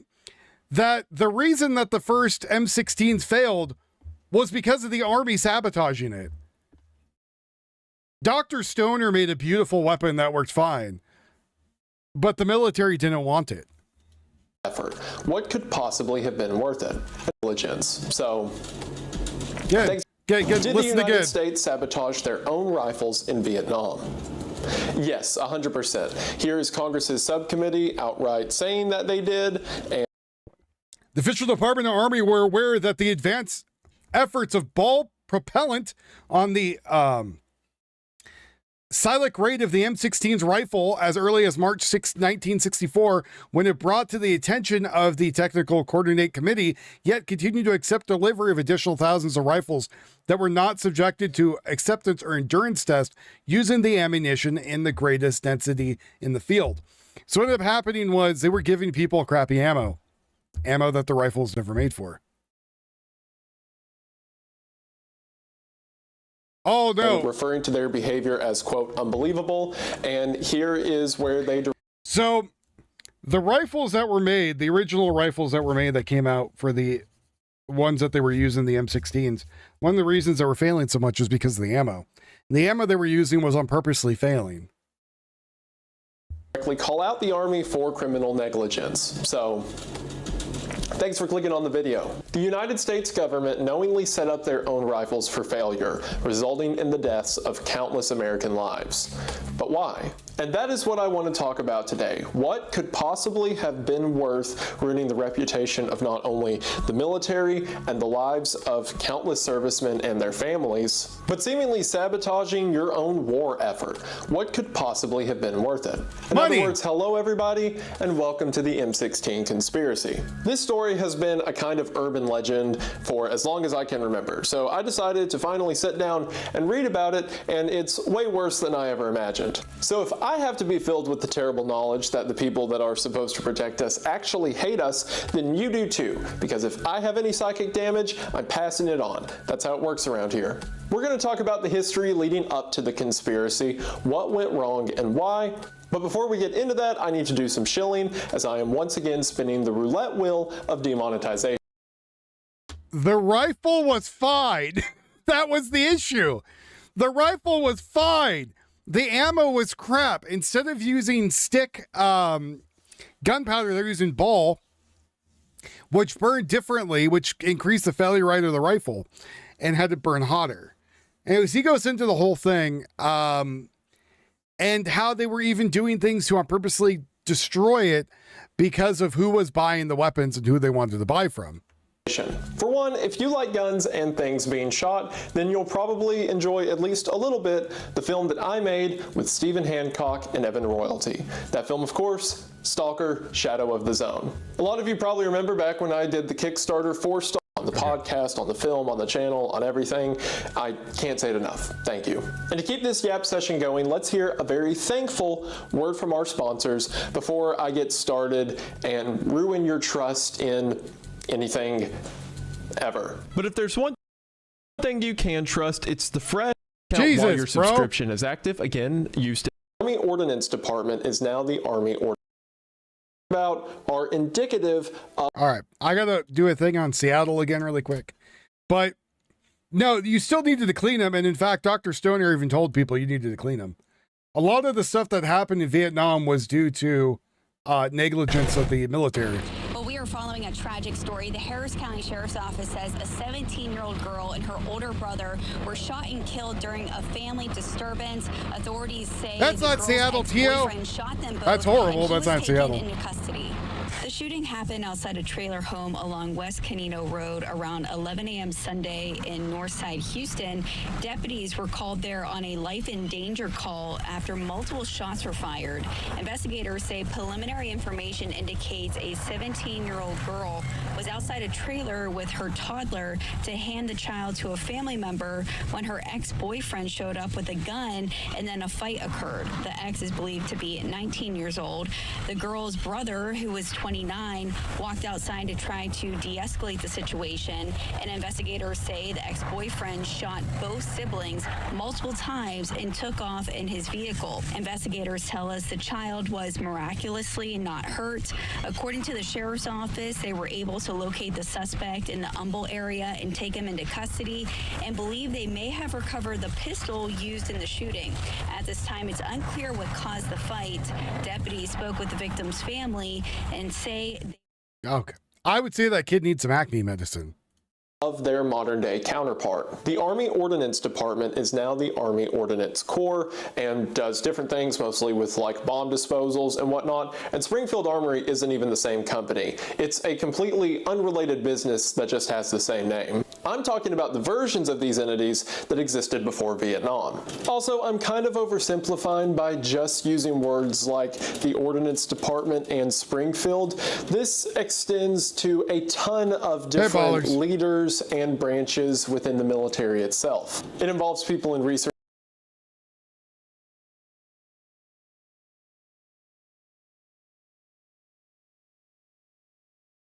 Unsent the Collective is not a Muslim Brotherhood Islamist. It's a girl named Trudy who does it. You're thinking of the Unsent. All Unsent is open source intelligence. You're thinking about the other one. So Unsent Collective is different than Unsent, was it Defender or who the hell ever the other guy is. They're two different people.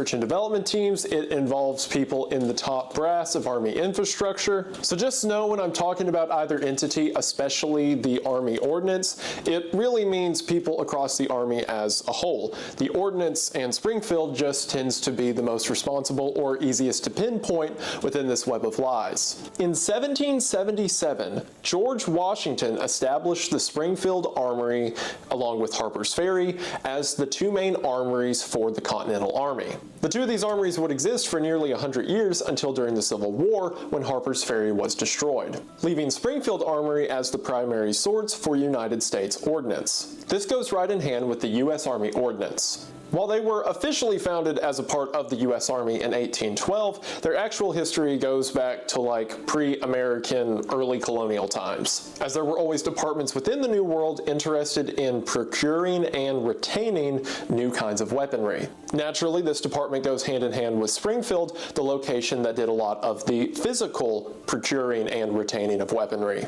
Typically, Springfield Armory would research and develop new weapons that the Ordnance Department would then choose to adopt for the military. And as you can imagine, considering both of these entities had been doing this side by side for decades and decades, there was a lot of cronyism built up. If there was ever a new development in firearms or weapons technology at the private business level, immediately the Army would stick their noses up at it. Famously, during the Civil War, Union General James Ripley opposed Lincoln's idea of incorporating repeating rifles into the military, saying they'd be too complicated and probably unholy or something, opting instead to continue to have their soldiers using muskets where you have to physically pour the powder and the bullet down the gun itself, resistant to the change of a self-contained cartridge. That was, of course, until Springfield comes up with a self-contained cartridge. And then eventually, when the progress becomes too much to turn a blind eye to, they have Springfield make a version of it, and then it's okay to adopt. This did result in some funny moments in history, like, for example, when Springfield developed the American bolt-action rifle, the 1903 Springfield, they realized that they had stolen the patent design for the bolt action from Mauser, a German manufacturing company. So Springfield, and ergo the United States, agreed to pay out Mauser for the copyright infringement, an amount which was paid off over the course of World War I. So as we were at war with Germany... Funny, huh? Isn't it weird? Isn't it weird that somebody out there might develop a better system, and because they're not sucking the proper dick, you don't get your weapon in there and soldiers die? Oh, imagine that. Oh, and then someone comes out with a really good working rifle. Oh, wait, no, I'm sorry. That was Mauser who came up with it. They stole it. Oh, interesting. We were paying them for the copyright infringement of their rifle design. Over the years, whenever it came time for the United States to develop a new rifle, Springfield would always be the one to find the contract. And that's not to say Springfield was completely devoid of good ideas or inventions. For example, John C. Garand, the developer of the Garand rifle, worked at Springfield and deserved the contract at the time. But it's not like the government was looking that far outside of Springfield's offerings. During World War II, Garand's design of the M1 Garand, or just M1 rifle, was the standard issue for United States forces. At the beginning of World War II, it was state-of-the-art and far outclassed the bolt-action rifles that were standard of a lot of other armies involved in World War II. But by the end of the war, it was quickly becoming dated. However, over the course of the war, a lot of nations, especially Germany, had developed new kinds of firearm. One of the most advanced by the end of the war being Germany's STG-44, the first assault rifle. The assault rifle used... Just so you all know, it's not the Kalashnikov. I have to correct people on that a lot. There's a lot of people that have come out and be like, oh, the Kalashnikov, the AK was the first one. No. No. No. No, no. It was not. In any way. I've had people come in here yell and scream at me about how, no, the AK was the first. No, it was not. Very much was not. Used a smaller round when compared to its full rifle counterparts. This round would often be called an intermediate cartridge. This new sort of middle ground ammo allowed for the soldier to carry a lot more ammunition and for the weapon itself to be a lot lighter. Gone were the days of standing several hundred yards apart in fields and shooting at each other. Now there was room-to-room fighting, building clearing, rushing through the streets. The agility and fire output of the individual soldier seemed to now be paramount, and Russia took no time learning this. This one specifically is a modern version, but the AK-47 quickly became the go-to rifle of the Soviets and their allies. And needless to say, 30 rounds in a lightweight full-auto platform is a far cry from the 8 single-shot rounds of the military's current issued gun. So the Army needs to make a change, and of course, they want Springfield to do it. Now, there's two main sources that I want to thank for the information from here on out. For one, Ian of Forgotten Weapons for not only supplying data for this video, but continuing to fuel my absurdly expensive hobby as a whole. And also James Fallow's 1981 article in The Atlantic for not only helping with the timeline of events, but interviewing a lot of the people who were involved in the cases I'm going to talk about. So the AK round is a bigger round, right?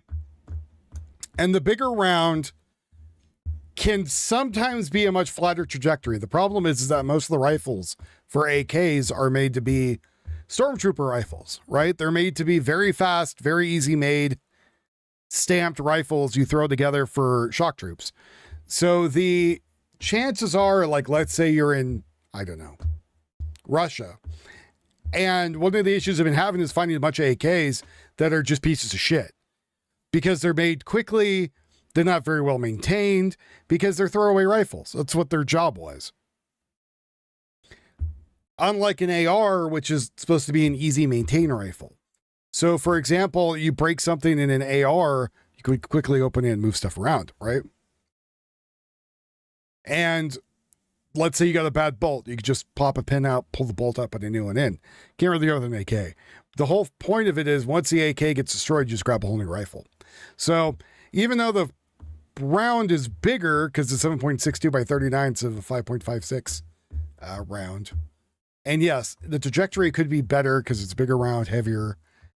You're trying to mess with a rifle that might not be able to handle long-term battle use because it wasn't very well manufactured, right? Because it was made to be stamped out, made, thrown out there. Breaks, you get a whole new rifle, right? And for being angry through the whole thing, which I feel is fitting given what we know now. So the United States is looking for a new rifle. Really, all of NATO is looking for a new rifle. And one of the early agreements that NATO comes to is whatever new bullet, rifle, whatever they develop, they're all going to use the same ammo. See, World War II was often a logistical nightmare. If you had British, French, and American allies in a region, then you had to send 3 different nation-specific ammo to each of those groups, and then within the individual squads, there would be like 5 different weapons platforms you have to accommodate for. So NATO agrees to standardize on one kind of ammo, and then furthermore, the United States says they want all of their individual weapons rolls, from personal defense weapons to carbines to full auto support weapons to individual rifleman rifles, to be the same gun. And while you might hear all of that and think it absurd, that's pretty much what the AR-15 does now, but I'm getting ahead of myself. So first of all, NATO has to decide on what this new universal bullet's going to be. The majority of the Europeans want to go with some kind of 270 cartridge. Because something that became apparent during World War II is it doesn't matter if someone gets shot with a really big bullet or a normal size bullet, they still got shot. And as long as someone is out of the fight, that's all that matters. Most Allied nations during the war, like America's 30-06 or Britain's 303 British round, were comparatively heavy, and most of NATO was looking to downsize.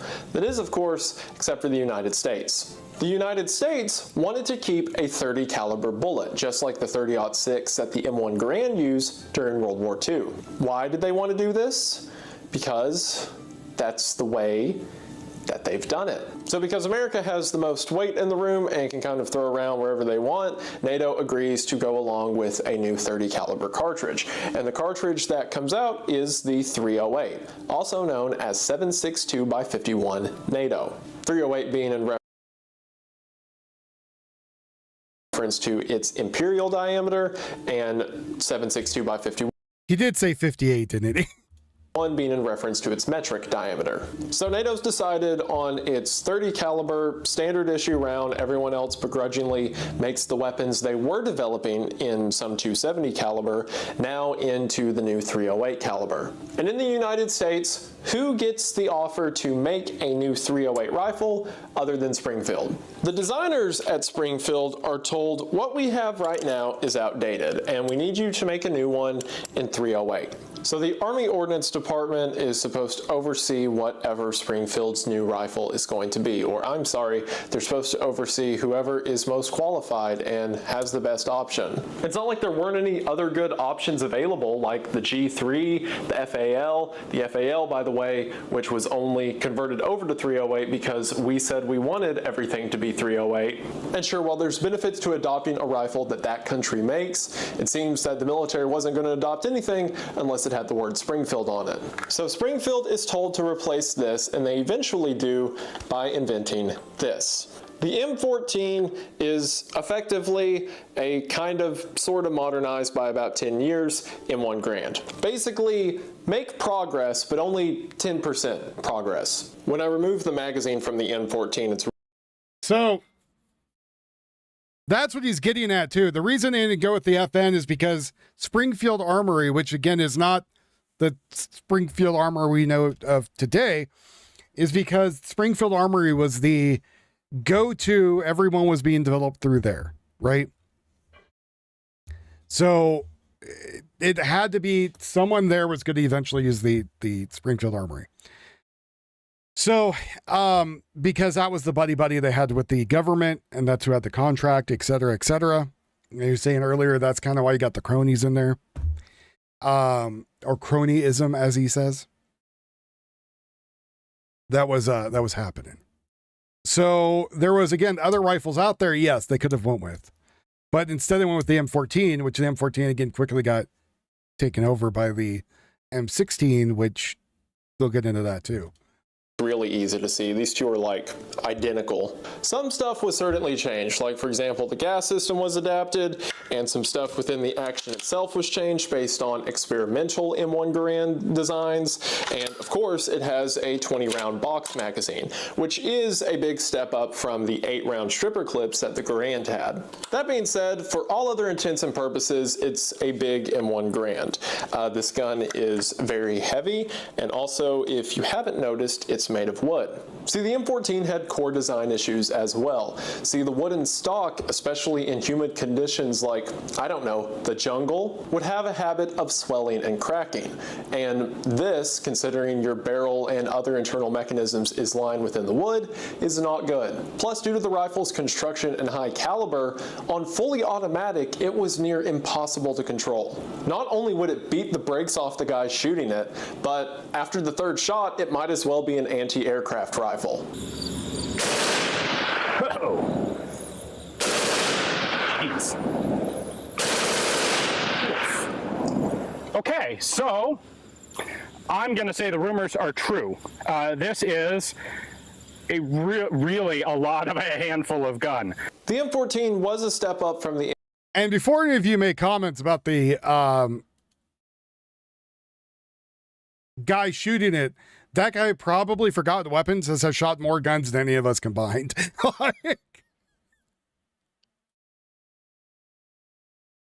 Before this all rang out, and again, like we said, so crowded, I think it's hard to spot or identify, you know, what you may have seen, if that, just with all this going on. Just for our viewers who might be joining, we just want to explain what's happening here. Tyler has been interviewing a witness for us who has been gracious enough to share what his experience was, not comfortable being seen on TV, so we appreciate both Tyler and that gentleman and his friend sticking around to help fill in the blanks and sort of be our eyes and ears. It is helpful. One of the things that he did mention to you, Tyler, though, is that he thought that perhaps two people may be involved. We have not heard any details from Seattle police, so just before I think we're going to jump back over to Jeremy, but before we do that, just Tyler, I just kind of wanted your take on that when you heard him say that there were possibly two people responsible. And again, I want to be very clear. This is not confirmed. It is a very fluid situation. We're asking a lot of questions, and I really want to just make sure I qualify it as what it is. This is just what witnesses are hearing and seeing and sort of for all extensive purposes, it's a stripper clip. When you heard that from him. It strips, it clips. It fires out of the top. Again, and as we're trying to clarify, he said this was, you know, because in that moment, you know, people around that, or around you, kind of become your friends. You're, hey, did you hear that? My God, did you see that? And it sounds like there were two women that he was right near when this happened, who said they saw, or they believe they saw, two people that may have been connected to this. But I mean, hearing that, again, with that many bullets being fired, it's hard to imagine, at least again, according to what he said he heard, it'd be hard to imagine that would be one person, unless they had some very complicated or sophisticated firearm. And so it would make sense that this could have been more than one person, at least to me, with hearing the different kinds of numbers that have been thrown around by people for the shots that they heard. Yeah, really varies. And so in that case, it would make sense. Yeah. Okay, well, Well, and that's why I asked you. I appreciate your insight on that. Thank you for that.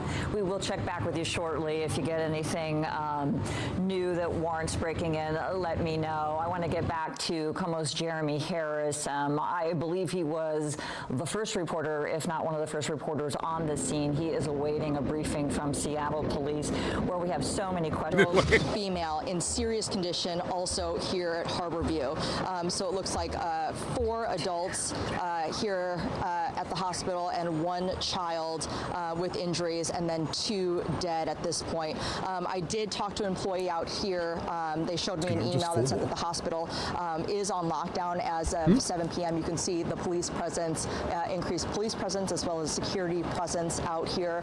No one is allowed into the hospital right now as they receive patients. Of course, people can leave, but again, no one allowed in here right now. I do want to reiterate the latest information we have from Seattle Fire is that 2 people were declared dead on scene. A 40-year-old female with minor injuries declined transport to the hospital. 39-year-old woman taken to the hospital in stable condition. 23-year-old man in stable condition, also at the hospital. A 56-year-old woman in serious condition here at the hospital, and then also a 2-year-old boy in stable condition here at Harborview. But for now, we'll send it back to you. All right, and Lynn, before you go, so that brings the total victims to 7. Just absolutely heartbreaking to hear this, and to learn that families tonight are learning that their loved ones, 2 of them are not coming home. 5 others are in the hospital tonight, ranging in age from 2 years old. All of this really rings true to what we heard from the witnesses, where we were hearing early on 6 or 7 victims. Do we know if Harborview is anticipating receiving any more victims from this incident? Were all the victims shot? Are those the injuries that they're dealing with and responding to, if you know? And then lastly, any sense for how Harborview sort of manned up for this event? In other words, being able to handle mass casualty shooting incident takes a lot of effort and preparation, and we know they are a level 1 trauma center, the only one in the region, so they prepare and train for things like this. But any sense for just sort of getting their arms around this and how they're doing? I mean, we know Harborview is well versed in receiving trauma patients. They receive many gunshot victims. Typically, when we report on these types of incidents, they are well versed in handling these types of emergency situations. As far as the types of injuries that the victims have, they haven't detailed that yet. We are awaiting more details from the Harborview representatives, and hopefully we'll get a media briefing out here just to get some more details on how those patients are doing. So we'll of course stay out here and continue to bring you updates. Okay, and I'm curious, I suspect that we may not know, because as you mentioned so appropriately, it is such a fluid situation. Any indication that these 7 victims are the only victims linked to the Seattle Center shooting that happened around 6 o'clock tonight during the Bite of Seattle here? No idea who did it. No idea. It's still a very fluid situation. It happened, about 2 hours now at this point. Right. So you would have to assume that most of the patients are here at this point, but, there could also be people who decide to self-transport, or maybe later people who have, less serious injuries that show up at other hospitals. So we're just not sure at this point. The confirmed information we have, again, is from Seattle Fire, 2 dead, 5, I believe, injured, including 1 child. Many of those patients here at Harborview Medical Center for now. We haven't seen anybody new come through here. We're standing right outside the trauma center. Haven't seen anybody arrive since then, but we'll, of course, continue to monitor, continue to share updates that we get from the spokespeople here at Harborview. All right, Lynn and Wen, thank you for the information. We appreciate it. We'll ask you to stay there and sit tight. If you get anything more, let us know, and we will come back and talk to you. Appreciate the update. A sad one indeed. All right, let's go back out to Como's Tyler Cunnington. There is cell phone videos. I put some of them up earlier. Tyler, kind of give us a sense for how things have evolved, what your sense is, what you're feeling, what you're seeing there now. Well, I will say at first, this was one of the most intense law enforcement responses that I have seen in my reporting career. By this point, I will say it has calmed down quite a bit. Like I was saying before, I'm not sure if the needle is open. It looks like the elevators are still going, but we certainly saw a lot of people coming out of the building earlier. And at this point, there's just people just kind of walking around. I mean, it's pretty calm around here. Like I said before, there were people taking photos, snapping their pictures with the Space Needle. I'm sure some of them getting here just now maybe had, no idea what had happened, probably at this point almost 2 hours ago. But it has calmed down a bit. There are still SUVs blocking off this turnaround area. But we have been seeing unmarked vehicles, marked vehicles at points just kind of racing down the street here, headed somewhere. Not sure where, but we have seen still some, sort of activity from the police. I haven't been... The second generation of them, not the original? Yeah, that's my point. Emergency response, avoid the area. One thing led to another. Oh, it's slightly humid out here. Time to shoot out the ball bearing. We realized that there had been a shooting. Tyler, I see you're back in frame, so go ahead and take it away. Daddy thinks his wife is MK14. Okay, corner, and it's tough because I can't see the other angle kind of heading towards Mopop, but at least along this stretch it has calmed down a bit. We do hear some sirens. Because if any of you had an original one that was fully auto, that thing would be worth great money. I think they're just trying to get through all the traffic. I mean, but I doubt any of you do. Here, you know how busy it is. Our office is right here, so we're very well aware of how the traffic moves around here. And when we were trying to get in initially, of course I'm blanking on the street name, but as we were trying to get in, I just hopped out of the car because my photographer James, we were basically just stuck in such a slowdown because all of the sidewalk and really, just basically double, parked along the side of the road. Anyways, go watch Wendigoon's video. It's really good. SUV after SUV from the police department, and it looks like there's still flashing lights there. I can see faintly in the distance. Still waiting. Which one you got? Original M14. Yeah, there's about 5 fully auto. Anyone? No. This stretch of the road, but yeah, over that corner. Glitch, you can attach a grenade launcher to anything. Mopop, the playground, and then going into Seattle Center, that was just flooded. You ever see how they attach the AK one? The scene where this all apparently. It's one step above a zip tie. But right here out front. Look, comrade, this looks good. Wouldn't know what would have happened, and I think Jeremy talked about it earlier of just how disappointing it is to have something like this after such a great annual summer tradition with the Bite of Seattle, with small businesses trying to get a leg up and spread their name out, and people just coming here to get a bite to eat. The gentleman who shared those videos and was talking with me sort of off camera before, if you were with us, he was just saying, they're up in Linwood. They came down just to get some food. What's funny too is the M14 EBR, which is not made of wood, which is made out of metal. Really, stop those issues. But yeah, still plenty of people here coming up, standing on the fountain here, taking some selfies, taking family photos, and so it's calmed down a lot. But I'd imagine it is still very busy over in that corner that I've been describing, closer to the scene. But out front here, yes, you can get in. They've got the police SUV, as you can see right behind me. We had numerous lawsuits against it. When we did all the preps, right, leading up to the World That's what the video's about. That's the part we didn't get to because this came back on. Police, the FBI, the sheriff's office. Can you give me a sense for who may be on the property working the scene on the other side of the police tape in addition to SPD? Yeah, so we did see just a little bit ago, there were some ATF agents that came out of here. They're valuable because they're alcohol, tobacco, firearms, and explosives. Those are federal agents. They are the experts in firearms. In fact, one agent is just coming through. He's going to come through the crime scene tape here in a second, so you might be able to see him. But anyways, ATF's on scene. We know that.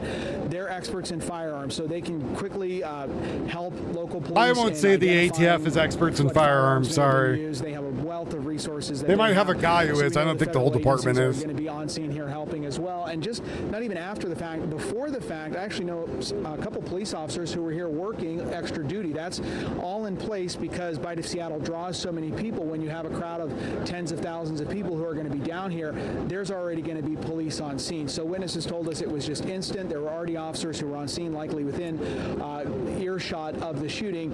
And to keep in mind, but when you give the wrong ammo for the weapon, it destroyed it. That's why I went the M16. Time, in fact, Seattle police officers. Because when you make ammunition, you have ball and you have stick, and they were using the wrong one inside the cartridges. Who were right purpose. there. And we saw a video Even of when them they're saying running like, out yeah, the these street burned to go assist with that too hot, they shooting. didn't So work. an unfortunately violent weekend here in Seattle, and we're hoping to get some more answers very shortly from Seattle Like how the police. 300 blackouts Really the made. big Use question at pistol this point, now that we know that there are powder instead of rifle powder. fatalities, and there are 5 who are injured who survived. We are hoping They might the be major experts in information we alcohol, know now from police is, do they have somebody in custody? Jeremy, thank you. I don't mean to cut you off. I want to get over to Harborview Medical Center where a press briefing is happening at this moment. Let's listen So in. if something like this happens, an unfortunate shooting, then we deliver, and that's what we did this evening. Can you speak to the nature of the injuries at all? The injuries range from arm, leg, abdomen, so all different parts. Drills or anything? Oh, like weird. We do drills all year, yes. Sometimes you'll see them out here with tents, so yeah, drills are common that we regularly do. Can you clarify with the lockdown? Well, that's an interesting looking rifle. And how many vehicles? I don't know what STD. I've seen a few at the corner here, but I don't know what you'd have to ask them. And so does that mean that people can't walk in right now, or? It's for the families of the people that have been injured from the gunshot wounds.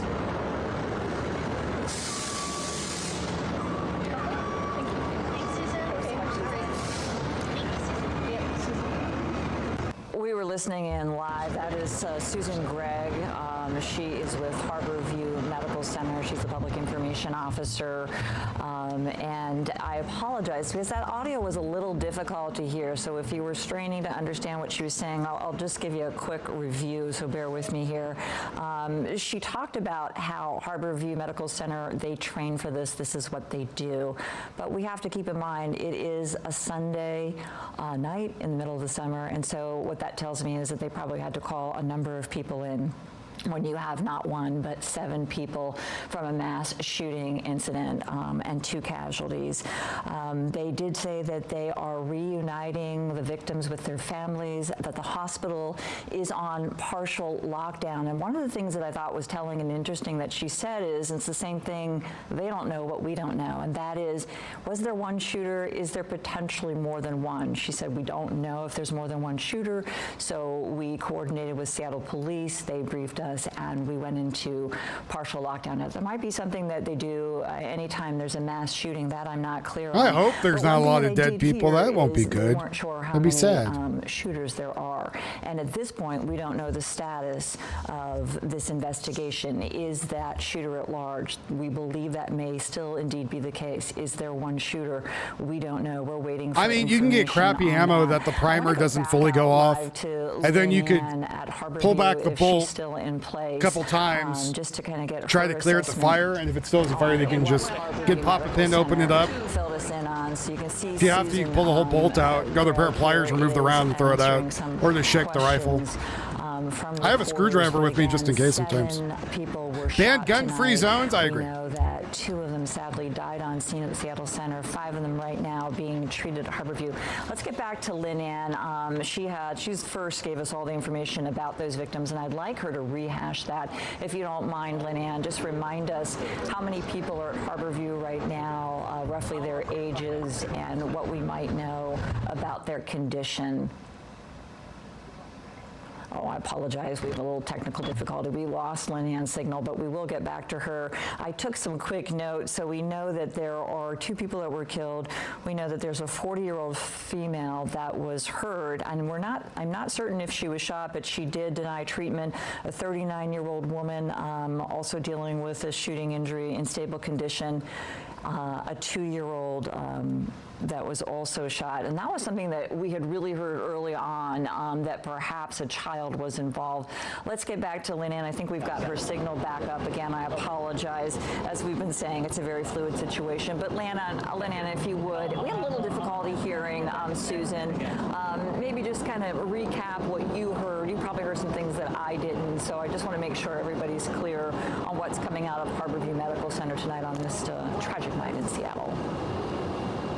Right. Right, so she pretty much just reiterated the information we had from Seattle Fire. We actually do have Seattle Fire on scene, so we're just trying to confirm a lot of that information. Overall, we know that 2 patients are dead from the shooting. 5 people, including a child, are injured. Here at Harborview Medical Center, they have 3 women, a man, and also a child who were injured. One of those women apparently declined transport at to the hospital. Most of those patients are in satisfactory condition, but one of those patients is in surgery right now. We don't know the status of that person. We do know a 2-year-old child was also injured in this, but they are in stable condition according to the latest information we have from Seattle Fire. So again, to recap, 3 women, 1 man, and 1 child injured in this. The child is in stable condition. Most of those patients in satisfactory condition, and one of those women currently in surgery right now. We don't know the status of that person. Michelle? And you know, Lynn, I wanted your take on this as well. I heard Susan mention that they're in partial lockdown. They had been in conversation with SPD, and part of that was because they didn't know if there was more than 1 shooter. Did you hear that as well? And what does that tell you, if anything, about where things might stand? Yeah, you did hear that correctly, and I was out here outside speaking to an employee at the hospital, and they actually showed me an email letting me know that the hospital was on a partial lockdown since about 7 o'clock. She did say just because it was a fluid situation, they weren't sure if Seattle Police had the shooter in custody or not. You know, that's typical to bring the hospital on full or partial lockdown. She did mention partial lockdown in this case, so people are not being allowed in right now. We saw a lot of people actually trying to bring food deliveries and flowers to people inside the hospital, and they are not being allowed in right now, as far as I can see anyway. Right. But we do also, of course, notice an increased police presence out here, as well as security. I've done, you know, many live shots out here. I've never seen this much security outside, so definitely a noticeable presence out here, noticeable to the neighborhood as well. A lot of people asking us, you know, what's going on, and we've had to tell, you know, some employees out here as well, since this is just so fresh. Oh my goodness. All right, so my eyes might not be as good as they should be. Tell me what's over your shoulder. I'm thinking that I'm seeing police lining the front door and then maybe going down around the corner, and we know right around the corner is where that emergency entrance is, so the ambulances come right in and out of there. You know, just kind of be our eyes and ears there. Well, yeah, we do see Seattle Police out here, as well as security. We've been out here since about, I believe, about 7 o'clock. And so we've been outside the trauma center. We haven't seen anybody new come through. We have seen some AMR ambulances. That's typical, you know, out here. But we haven't seen any new patients. And as a matter of fact, the Harborview spokesperson, Susan Gregg, told us that they are not expecting any further patients this evening. So as far as we know, that should be it as far as, you know, the people who have been injured in this. And again, to recap, we know 3 women, 1 man injured, as well as a 2-year-old boy. That 2-year-old boy in stable condition. Most of the patients here in satisfactory condition, but 1 woman is in surgery. All right, Lynn Anwin, thank you very much for the update there. I appreciate that. We'll check back with you in just a bit.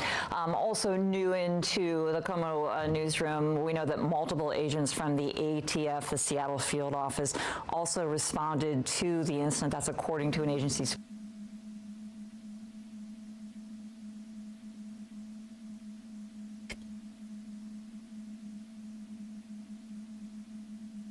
Look at that little guy go. He's driving like an asshole, too. Chase time.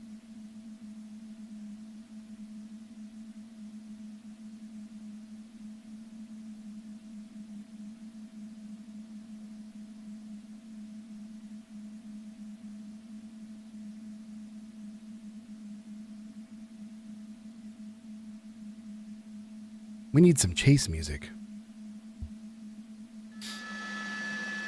Or some helicopter noise. I'll take that too. This is Los Angeles, not Humble. Got you now. It's cutting in and out, but I got IFB now. We're good to go. You got it. We need some chase music. If that was Kit Kat behind the wheel, I'd just see the top of her head. Got you now. Kit Kat is now officially a gun owner. I know. We're all terrified. It's still headed westbound now, so it's going to be a little bit northwest of where we picked this up near Van Nuys Airport. So I'm not sure if you heard that new information about where the street takeover was. And look at that. Okay, bailing out now. We got and multiple people going out there. A couple of white guys look like they're going for it. We almost got hit by that other car. Wide here. Okay, I'm going to try and follow this driver. He's the one who got out of, I believe, the driver's side of that. Are they getting in someone else's car now? A lot of other cars here. I don't see LAPD pulling up just yet and apprehending. Oh, we're going to get a second chase. It looks like these people who got out of that black sedan that was being pursued, again, for reckless driving. Oh, here comes the cop car right there. It looks like almost hit that other guy, blocking the police. What a dork. I don't know if LAPD has enough units on the ground here to follow every single person who just came out of that car. Again, cold-plated, spotted at a possible street takeover before this reckless driving pursuit.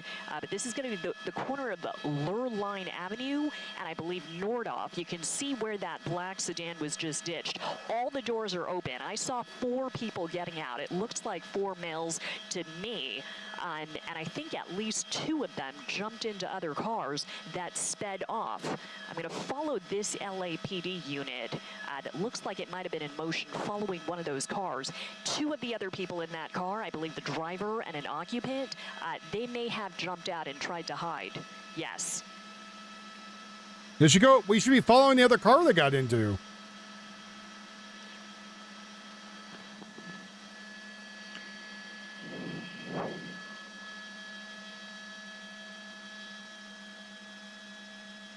This was definitely coordinated, Kathy, and you can see where LAPD officers are now searching in that patch of trees that you were talking about. You can see their flashlights. I caught the helicopter, the LAPD airship, shining its night center spotlight on that area too. If that's where one of the occupants of this vehicle is trying to hide right now, I mean, there's no hiding from that helicopter unless they made a run for it, got into another car, and then took off in a getaway vehicle. They're probably going to be apprehended pretty soon.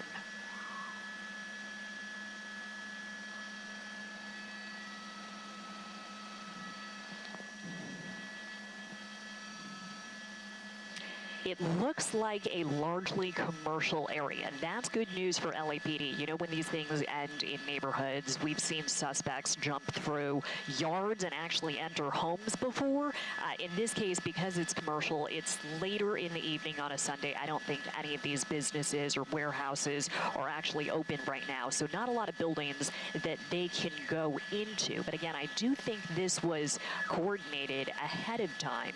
They might have called people to come by with getaway vehicles. So if anybody jumped into other cars and took off, they could be quite a distance from this scene by now. Again, Lurline Avenue and Nordhoff Street, still in the San Fernando Valley.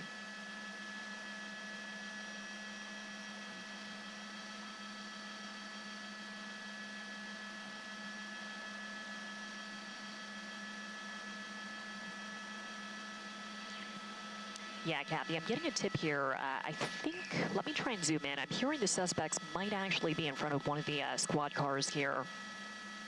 It's tricky for them. Yeah, it's tricky for them because there were 4 people who actually came out of that black sedan. This pursuit did not go on for very long. We were only over it, I believe, for 10, 15 minutes before they bailed out here. And they did it after a stretch of driving that reached speeds of 75 to 80 miles per hour. But I think these LAPD officers, as we come around here in News Chopper 4, I think they were coming up on where at least 2 of the 4 individuals who came out of that black sedan might have been trying to hide.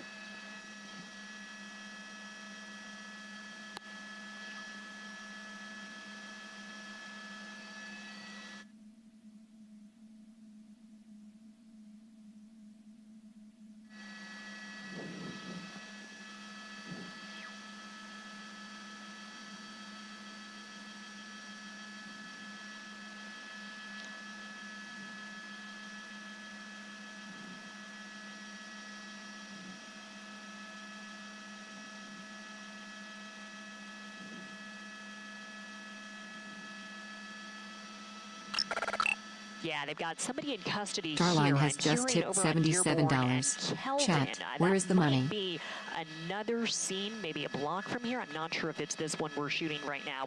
They might have another suspect in custody. Maybe that's why that squad car is speeding off from this scene where they have one person now being handcuffed. I believe this is one of the individuals we saw getting out of that car, but you're right, Kathy, very busy night. We were just commenting on that and how many other drivers were out on these city streets before the black sedan stopped unexpectedly. All the doors opened, and we saw 4 people jumping out. We see one right now, right here on Dearborn Avenue near Kelvin, being handcuffed by LAPD. He's got a gun in his anus. Check.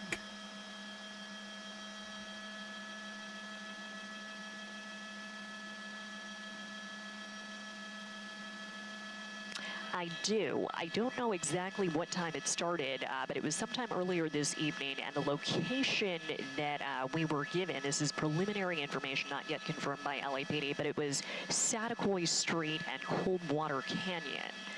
So they spotted this car. For some reason, they decided to run that plate, came back. You know, it might have been a stolen vehicle. They started following it, and then because of the driving behavior, because of that reckless driving, they decided to activate their lights and sirens and actively pursue the car. Now, you saw most of that pursuit here before it ended at Lurline Avenue and Nordhoff Street. 4 people jumping out of that black sedan. We don't know where it may have been stolen from, but you see LAPD now shining their flashlights on this parking lot and this ATM drive-through at Bank of America on Nordhoff Street. I don't know. Be looking for yet another occupant of that Well, car. because they're stupid. Who might be hiding around Bank of America.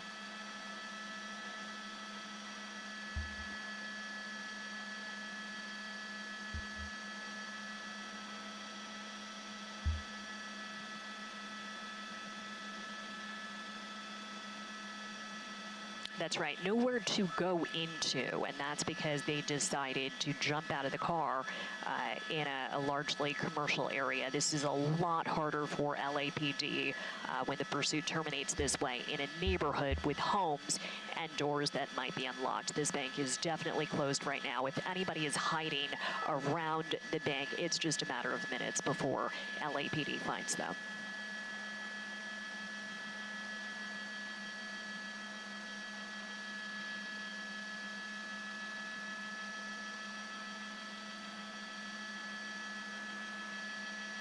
I'm getting more information from our desk and from a couple tipsters who've been commenting on this. We've only seen one person being apprehended, but there's so many different scenes now around this termination spot.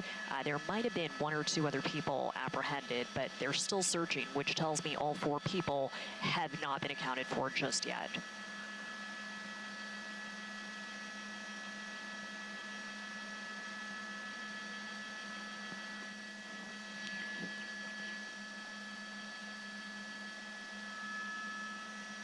That's right, and look at where they're searching right now. I sure hope they're not dumb enough to hide in these bushes.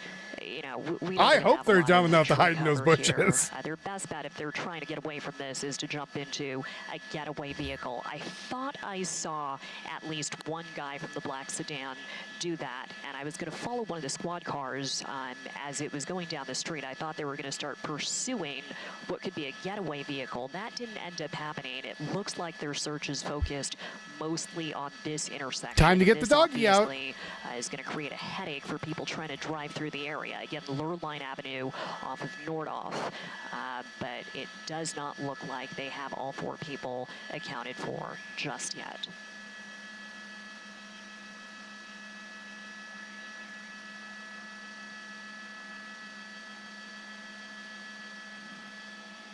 You got it. Thank you, thank you. Yeah, they're looking for guns right now. Ooh. If you're looking for guns too, go to trapperoutdoors.com. Get all the guns you need.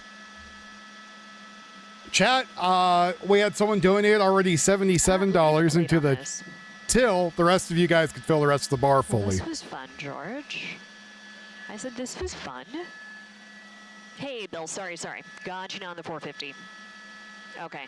All the I text messages believe are coming through now. you all can fill up the rest.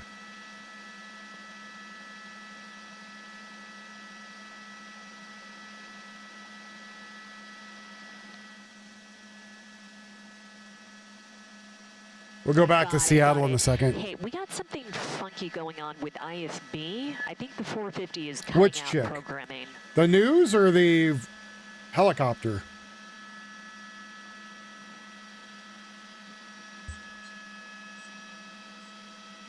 Hey, George, let's get over the back of it, and let's get over the back of it. Let me try and get the plate if I can. Yeah.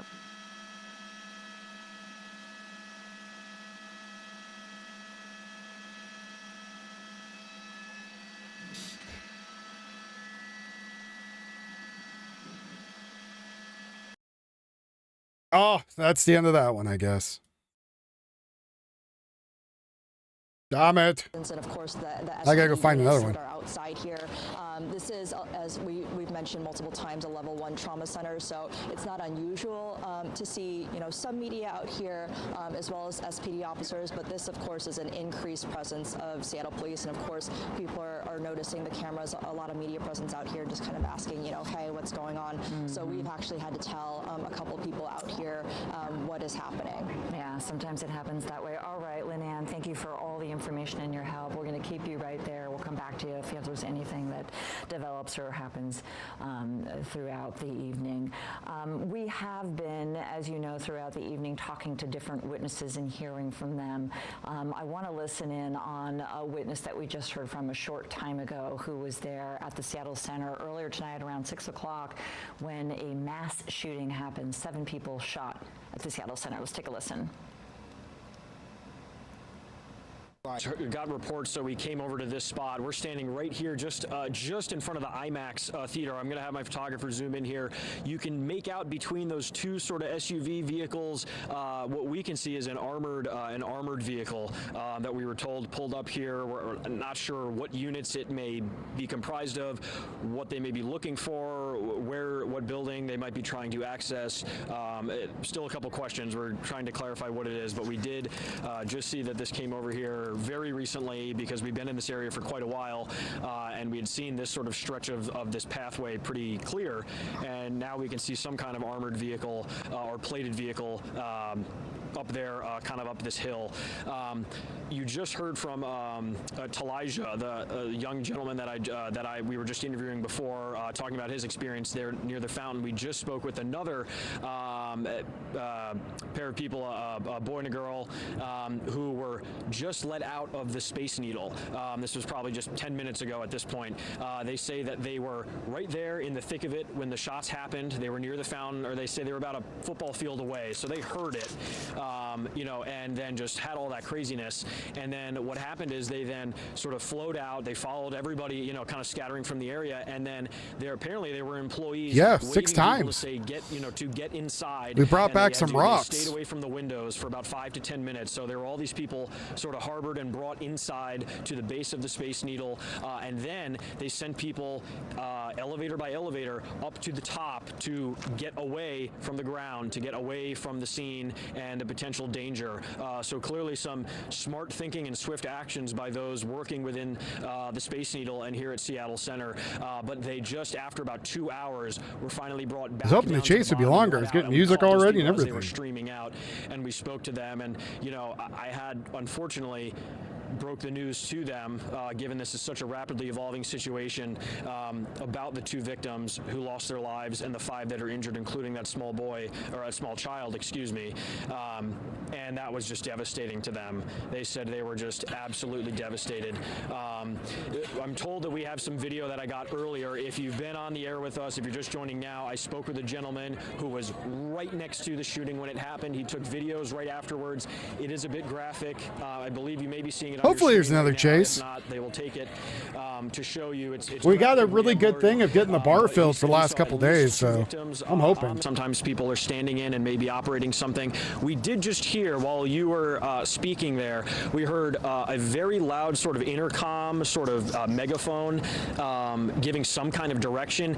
The sound may be traveling odd. It sounded as if it was to our left here, going towards the gas station that's right outside of Seattle Center. But perhaps it could be coming from the vehicle up there, because as we know, whenever there's those armored situations and any kind of direction trying to be given to somebody, that's when they'll break those out and give those instructions over the microphone. It was really hard for me with hearing you speaking in my ear and also trying to catch where that may have been coming from. It really sounded like it was behind us. I don't know if that was a vehicle in the road trying to direct people out, or if it was up from this vehicle up here. Again, as you mentioned, they're bulletproof. There's usually, it signifies something is happening. And again, we don't know about a suspect or suspects. And like the guy they showed looked like he had big fuzzy hair and could be either light-skinned black or Hispanic. Away by a police officer. That's all we know. That's one guy he showed. We don't even know if he's part of it. But the witnesses told me they heard pretty consistently. I was told that there were 2 different firearms that went off. One that sounded normal, in the sense of a bang, bang, bang, and then a second that sounded rapid fire. Hear about those illegal switches that people can create and put onto their guns that let it sort of rapid fire and sort of alter how it shoots normally. I think the guy was just pulling the trigger. That's all he was doing. A normal sort of firearm, and so that signifies, potentially 2 people were firing that. We're hearing right now that the megaphone again. I'm going to try to walk up here. She is the public information officer for Harborview Medical Center, has been working there for decades and sadly has covered other mass shootings before. But what we have learned here is that all the victims are accounted for. I'm showing you some drone video right now into the newsroom. Just kind of want to just give you a sense. This was shortly after the incident. You can see it's pretty much cleared out. Over the 3-day event for the Bite of Seattle, they were expecting about 350,000 people. So let's just split that up over 3 days. So like potentially 100,000 people there today. It's the last night. It's always a big draw. They have 3 musical stages that are set up, and lots of vendors and marketplaces and cooking demos, you name it. So there's a lot that was happening tonight. So I anticipate there were a lot of people there. But how eerie and unusual is this? You see the police cars lined here outside the Seattle Center, and then I see just a line of officers standing there, I believe, by the crosswalk, and a police cruiser preventing people from coming and going. And all of the trucks and the rigs that are there tell you that the vendors that were here had to scram and leave everything. One of the things we're hearing is a lot of people took cover in the armory on the campus, as well as the Space Needle, just running for cover. We understand that looking at this drone video into our newsroom of the Seattle campus, this is about 74 acres. Just a few people milling around here, and this was a good bit after the shooting. It took a minute because of all of the traffic and all of the emergency response completely surrounding the perimeter of the Seattle Center to actually get in there. But it was evacuated, and it remains that way. The Bite of Seattle cut short tonight. Space Needle closed early. And at this hour, we are waiting on Seattle police to learn more about what happened. But we are hearing from some others. We're hearing from some political leaders. I want to get to some of the statements that have been here in my inbox. We've got a statement from State Representative Pramila Jayapal. It reads this: we are monitoring closely information from the shooting that took place at the Seattle Center this evening. We are in close touch with Seattle Mayor Katie Wilson, Governor Bob Ferguson, and coordinating across multiple levels of government to get updates on the situation. We are grateful to law enforcement at SPD and first responders who are at the scene and working hard. Our hearts go out to all those impacted by this senseless violence. We ask that the public please stay away from the Seattle Center as there is still an active investigation happening at this time. I've been talking about it over and over again. It remains a fluid situation, despite the fact that that campus is in lockdown. Also hearing tonight from King County Executive Gumai Zahalai. He released the following statement after the shooting at the Seattle Center. He writes, "I'm horrified by the shooting at Seattle Center this evening during the Bite of Seattle. As someone who grew up in this community, I know what this event means to so many families, young people, and neighbors across our region. For years, the Bite has been one of Seattle's signature summer traditions. To see violence at a place that brings so many people together is heartbreaking and unacceptable. My heart is with the victims and their loved ones, those who were senselessly injured, Seattle Center employees and vendors, and everyone who has been traumatized. Sweet. I guess they're covering the border fence with razor wire. Grateful for the first responders. I mean, like a lot of razor wire, like multiple razor wire. For the injured. Also, we are, as I mentioned, waiting for a press briefing from Seattle Police. What we don't know tonight is a shooter or a person of interest in custody at this hour. As you saw in some of the video that Tyler just showed you, there's an armed vehicle there. There has been some movement on campus. So we're assuming things are happening, but we're hoping to hear something shortly from police. We have also heard from Governor Bob Ferguson. You heard Pramila Jayapal mention the governor. He writes on X about the shooting, "I'm receiving briefings regarding the ongoing response to the tragedy at the Seattle Center. The Washington State Patrol SWAT team is on the way to assist." That's a new piece of information. Then at the request of Seattle Police Department, police continue to avoid the area. If you are who are we going to shoot out? Please follow directions from law enforcement. My prayers are with the families of the victims and the responders as they work to keep people safe. So again, that is a statement from Governor Bob Ferguson. One of the things that we learned new there is that State Patrol, their SWAT team, also on scene, and they you are do 22 with snake rounds, bunch of little BBs. We know we've seen the ATF there. Seattle Police, this is their operation. They are leading the command, and we are waiting to hear from them. I want to get back out to my colleague, Jeremy Harris, who I believe was the first reporter, if not one of the first reporters on scene. He's been there for us all night. Jeremy, any new information, any sign, any indication when police are going to fill us in?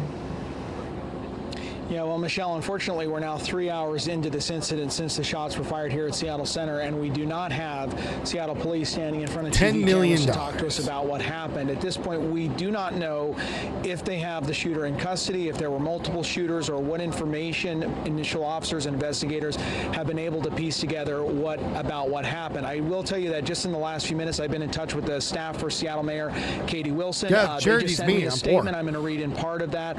She says what happened at the Seattle Center today was an act of horrific violence. Impacted families are living through the worst moment of their lives, and an entire community is trying to understand how a gathering built around culture, connection, and joy ended in gunfire. The mayor's statement goes on to appreciate the Seattle police officers and firefighters, as well as the medical personnel who jumped in to help in this situation. And to speak to what the mayor is referring to there, we know there were Seattle police officers who were here, as well as King County Sheriff's deputies, doing security for Bite of Seattle. Of course, this is an event with tens of thousands of people. There are going to be police on scene. In the moment those shots were fired, those officers heard it and ran right to it. We do not know, though, if they were able to catch the shooters or exactly what that initial interaction looked like. And to speak to a little bit what Tyler was telling us just a little bit ago about the SWAT teams that have been here and the armored vehicles and all that. Hey, Gargle, long time no see. How you doing, buddy? Potentially, they have got a lot of territory that they've got to go in and make sure is cleared. And what I mean by that is they have got the armory, they have got a lot of buildings that are here on the Seattle Center campus, and they're going to have to go through every one of those buildings with a fine-tooth comb. In a situation like this where there's a lot of people who are shot and a lot of people trying to run, they're going to have to go through and actually methodically go through those buildings. So, Michelle, we'll keep you updated here if we get an update or if we have Seattle Police come out for a press conference, which we are expecting. Jeremy, we'll count on it. Thank you very much for keeping us posted. I know if you hear something, you will let me know immediately. We want to come back to you. I do want to get back out to Tyler Cunnington. I understand, Tyler, that there's been some activity. You mentioned earlier that you noticed some comings and goings at maybe the IMAX theater. I'm a centrist libertarian. That's what I am.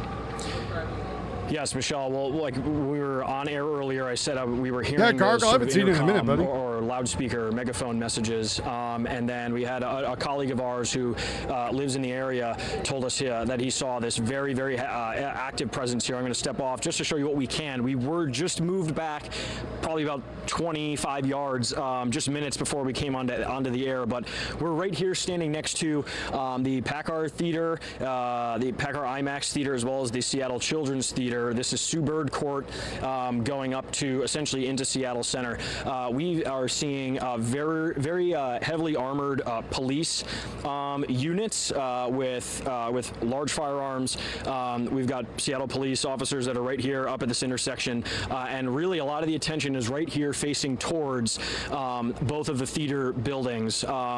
Again, we just got moved back from what I could see. A lot of them were looking really just kind of focused in onto this corner, and there are some of those again, I just haven't seen you say anything in a long time, man. Wearing lots of tactical gear, police officers, at least how they were marked on their backs. But this would line up with the Bearcat that we are seeing.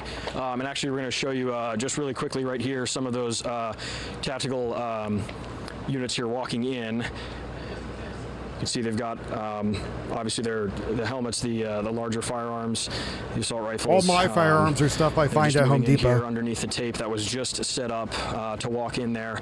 And again, what I was saying was this lines up with the where we saw that armored vehicle, where we were zooming in. This is basically just a different angle where we came up to, but we were able to get a lot closer. But we just got moved back, as I mentioned. But a lot of the focus seems to be right here on the theater, sort of this back side, sort of loading. Just pulling up here, looks like they're touching base with the units on scene before they move in. So again, adding to the urgency and the seriousness of this scene right here.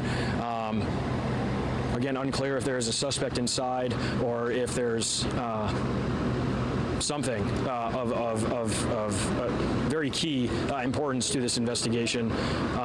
I suppose these trucks are going to be. You could say you could buy a Somalian and he has a gun inside of him. It'd be the same price. To come to us now, just because of this very apparent scene we've came across. Again, this is Sue Bird Court on the backside of the Packard IMAX and the Seattle Children's Theater. Yeah, Staccato P, very cheap. Leading up towards the Fisher Pavilion in Seattle Center. And of course, this is not very far from the actual scene that we've been hearing about from where the shooting took place.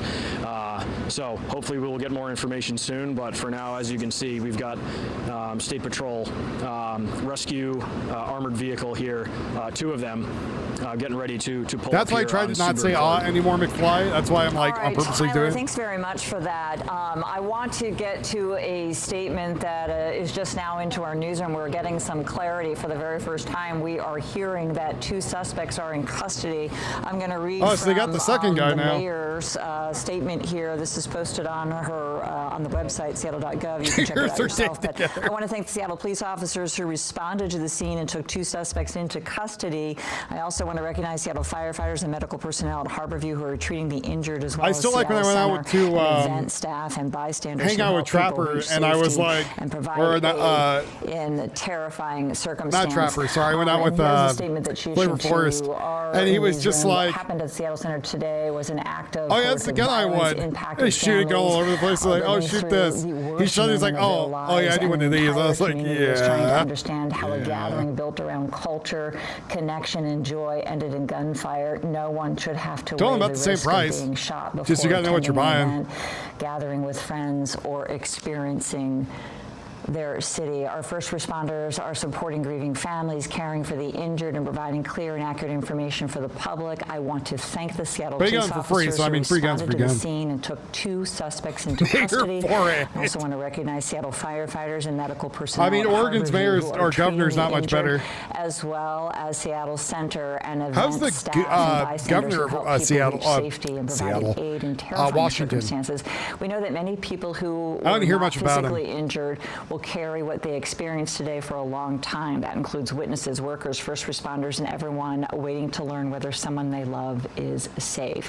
That in tonight, just from Seattle Mayor Katie Wilson, after a fatal shooting, 2 people shot and killed, 5 others also You shot. don't go get a 22 revolver, trap around door. Well, no, you're in California, never mind. That video, if we can, or at least discuss. For the rest of you, go to trapoutdoors.com. That scene from Jeremy, where it's a very active scene. The SWAT team from State Patrol has just arrived on scene, looks very active. So a little bit of this. The mayor says 2 are in custody, but yet we see all of this activity. We see the SWAT team from Washington State Patrol roll on scene. You've seen FBI there. The ATF is there. SPD all over this place, and I suspect a lot of other agencies are also helping. So is it possible that perhaps there is a third shooter, or there might be other outstanding individuals or person of interest? What's your take on that?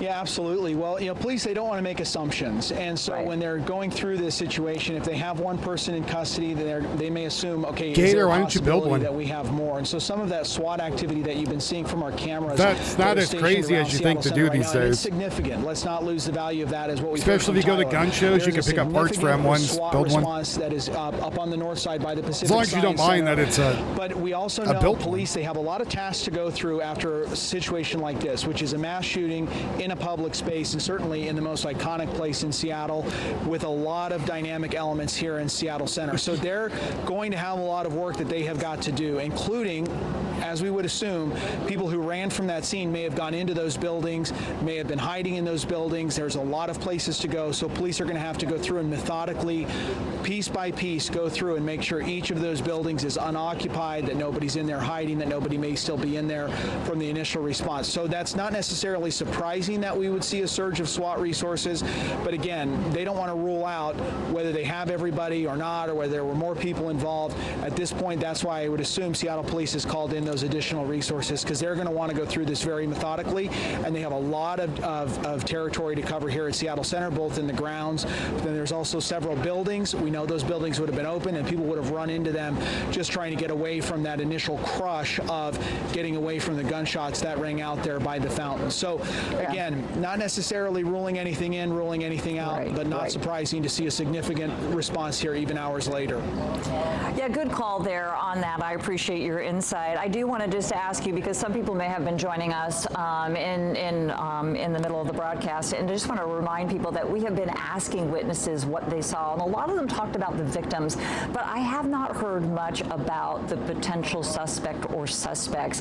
So just remind people, if you will, what you've heard from the witnesses you've talked to, what they know about, 1, the potential suspect or suspects, and 2, what they know about what led up to the shooting, if anything. Well, so the picture that was painted for us by the witnesses, and you've been hearing from them through our coverage this afternoon and into the evening. The witnesses describe what you asked for their assistance, and we believe they may be going through the buildings there one at a time. Again, I want to reiterate what we learned just a short time ago from Mayor Katie Wilson, that 2 people are in custody at this hour. We don't know any details about when they were taken into custody, but I can tell you that we are going to continue to follow this throughout the evening. And I'll just remind you, at about 6 o'clock tonight, there was a mass shooting at the Seattle Center right at a time that was very crowded with families, young children. There were 7 people that were shot. 2 of them were sadly killed and lost their lives tonight, and we know that 5 of them were shot. We understand that 3 women, 1 man, and a 2-year-old child were all shot, 4 of them being treated at Harborview Medical Center.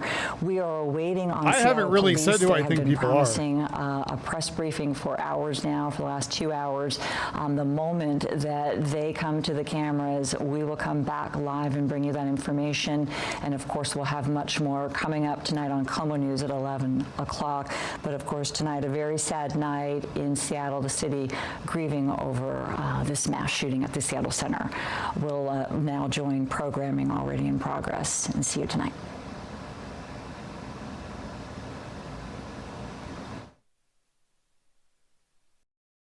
Nanu?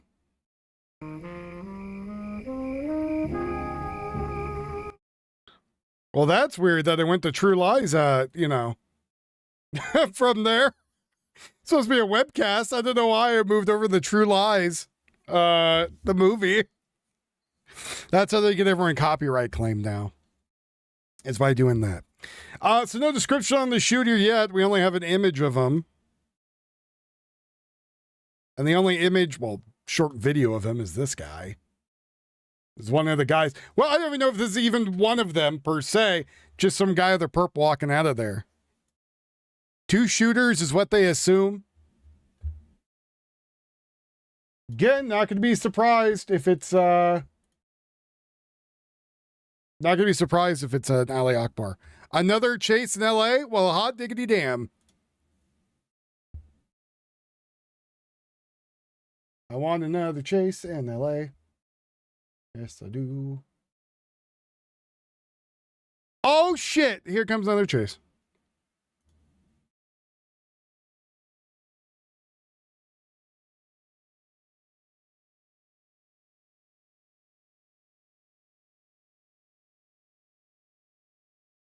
I wonder if it's that black car from earlier that took those people and drove off.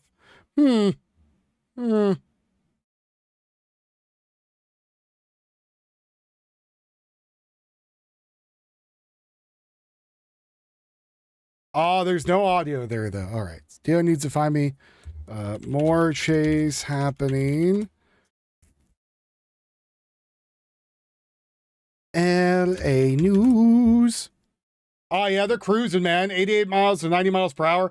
I mean, those freeways aren't too hard to do those speeds, but, you know, if he drives like a lower form. You got audio? On that one? No.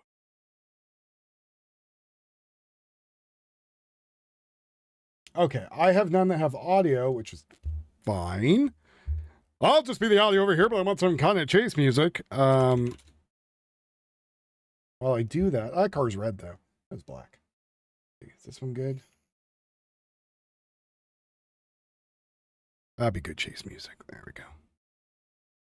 Got to get the vibe alive.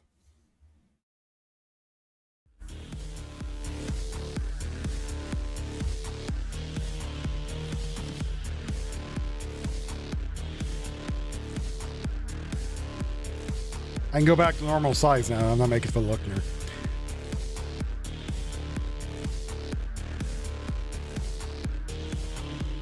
They could be a very special type of stupid. We will see.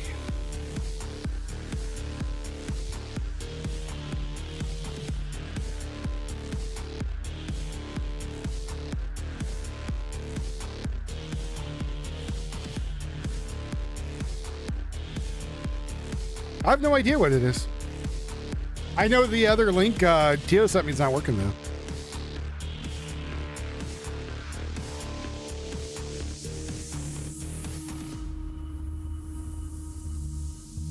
You know, I have a big sunroof in my truck, but I always worry if I spun in it, I'd be ejected out of it going 100 miles an hour. People think it might be a Charger Hellcat. Other people have suggested maybe the same. I don't know off the top of my head though. But he is hitting not only the 60 miles per hour, he's slowing down due to the traffic he's in the middle of. He's going to try to like weave in and out of it. Or he's going to get off, apparently, with the cop right up his booty.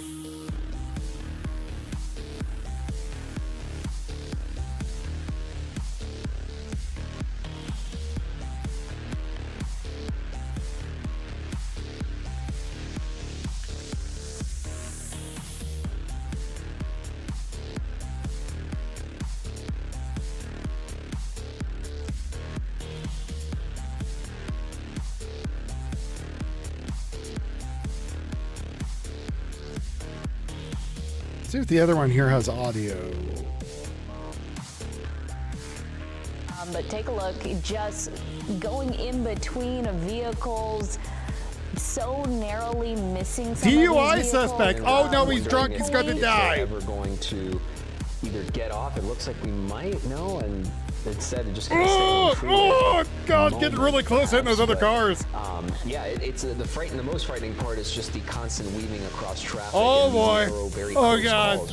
Yeah, we're in the part of downtown LA where I feel like all the freeways start to crisscross. And now the driver, I believe, is on the 110 through the downtown area, but just going in between vehicles as this person trying to get away. Again, the want is a possible DUI driver. And so how much control they have, we don't know. And on top of this, there's not any sort of real consistency, at least Pole is up. The right word, Dave, but we're on the 5, then on the 10 west, and now coming back up toward the 110 north. So you're kind of almost making a circle around downtown, and at this point, just kind of keeps this going on the freeways. They seem to be pretty comfortable. I mean, they haven't hit anywhere where they had to get off and make a U-turn or anything like that. So, I mean, I would think they're pretty familiar with our freeway system. So, they got their lights off again. Yeah, it looks like they're probably going to get on the 101, or they're getting off there. It looks. He's about to do some landscaping. This is going to be a difficult area for our helicopter because of all the buildings in the downtown area. Looks like they're getting off on 4th Street here. This is where you really notice the lights out. The lights out. They're going to turn it back on. Yep. Yeah, you can see our air units overhead. They'll try and squeeze in between the buildings above them, not between them, and stay with them. It looks like he's heading, well, this is west, but I'm not real sure about that. Yeah, and take a look. You see them going to make he keeps getting really close to clipping somebody too. Turn here. Oh, no, they're not. Just really using that to weave out of traffic again, because there was that bit of a congestion at the light. And now curious to see. Oh, here he goes. He's going to try to squeeze on the left. Because now you have to deal with traffic. What is he doing? Oh, no. Of course, with people out and about in other cars, you're worried about damage and anything else that could. Let me know how the levels are, everybody. And right here, another example of the building is kind of getting in the way of the vantage point. It's kind of the situation we're stuck in right now, Dave. Yeah, I think the area usually you can. No, don't hit the Band-Aid bus. Helicopter where you stay right over the street. You just get or the behind bicyclist. Just a little left. Well, you can configure the helicopter where you could just stay right behind them and stay over that street. So hopefully that's what they're doing. In fact, they probably are, because I haven't seen them come through our shot yet. Yeah, very dangerous situation. We saw, they are really slowing down here, and where is he going? They may be stopping. He's pulling up to, okay, well. No. Going to go ahead and get right back in and pick up speed a little bit there. Just the way they veered off almost made it seem like either they were going into a building or at least kind of using it as confused the cop. A lot of times, Dave, we do say downtown is where pursuits come to die, because it just is so hard for our helicopters to maneuver through here. And sometimes we do see these suspects go into garage. Under the overpasses too, right? Trying to avoid those vantage points, right, Dave, for helicopters and everybody else. It might be that's what he's looking for. I mean, I think he was just trying to figure out what he was going to do when he pulled to the side there. He may have thought maybe just bailing and taking off out of that thing and running. But so he's going to merge with the homeless people. I have no idea how many suspects are. We know we got the driver, but I don't know if there's multiple individuals in that vehicle. Yeah, and Dave, you've covered so many of these in your career. Many times these drivers don't have a plan, do they? No. Yeah, you can usually tell. We've all seen it. I bet you he's only paid $100 on that car waffle fries. And you think, okay, they're just waiting for the opportunity to dump that vehicle and then take off on foot, and then look for a friend's house to hide in. But this suspect here, no. Okay, now we're speeding. Now we're going to 80 miles per hour. This is the terrifying part, especially because those are freeway speeds going in an area where we've already seen pedestrians cross the road. We've seen cars sort of going at their regular rate of speed, and we've had a lot of close calls already. So and once again, it looks like the lights are off on the vehicle. It just kind of look that way. And now wrong way traffic too. Bypass vehicles. It's really tight. Yes. So the factors that they're going to try to they consider always, as we've talked about before, the public safety, nature of the fence. So are we going to stay on it? And it looks like they are. We think of officer safety, and that's why we have the air unit overhead. just to help the officers, like the other pursuit where the other units are in the vicinity, but they may have been told just to track it for now. So I think that might be it, because it looks like he kind of knows where he's going now. And we haven't seen any of those, patrol units or law enforcement vehicles I'm waiting for him to clip somebody. To your point, David, looks like they might have backed off a little bit and try to de-escalate the situation a bit. But similar to that last they can't see me. My lights are off. I'm invisible. That helicopter and that chopper light, its spotlight is directly overhead. They're not losing sight of this thing right now. Yeah, and the air unit is broadcasting, direction of the vehicle. Also, when they go into another division, the air unit will go ahead and switch, might just switch frequencies and tell them, hey, okay, we're on a pursuit. That black and white just passed by. So I'm trying to think of the location where they're at. I want to say it's Hall. I think they went to Hollenbeck, but I'm not real sure here. Okay, they're in the Boyle Heights area. I think going to get back on the freeway here. Take a look on the 5 northbound. Yes.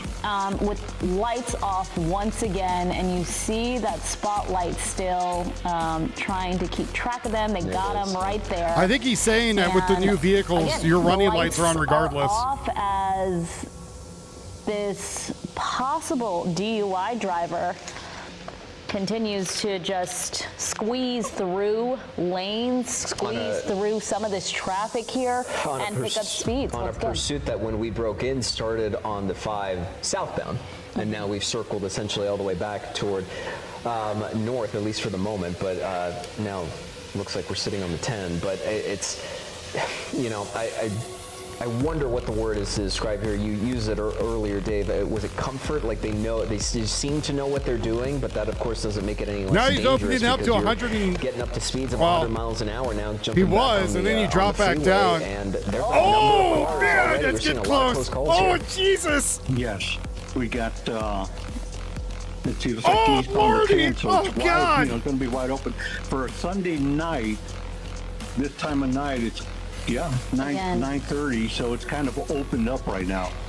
Yeah, but still squeezing through so many of these innocent drivers. Oh, is he actually up to 115? It's always so hard to see as we do track these pursuits. It's hard because of the helicopter in the car.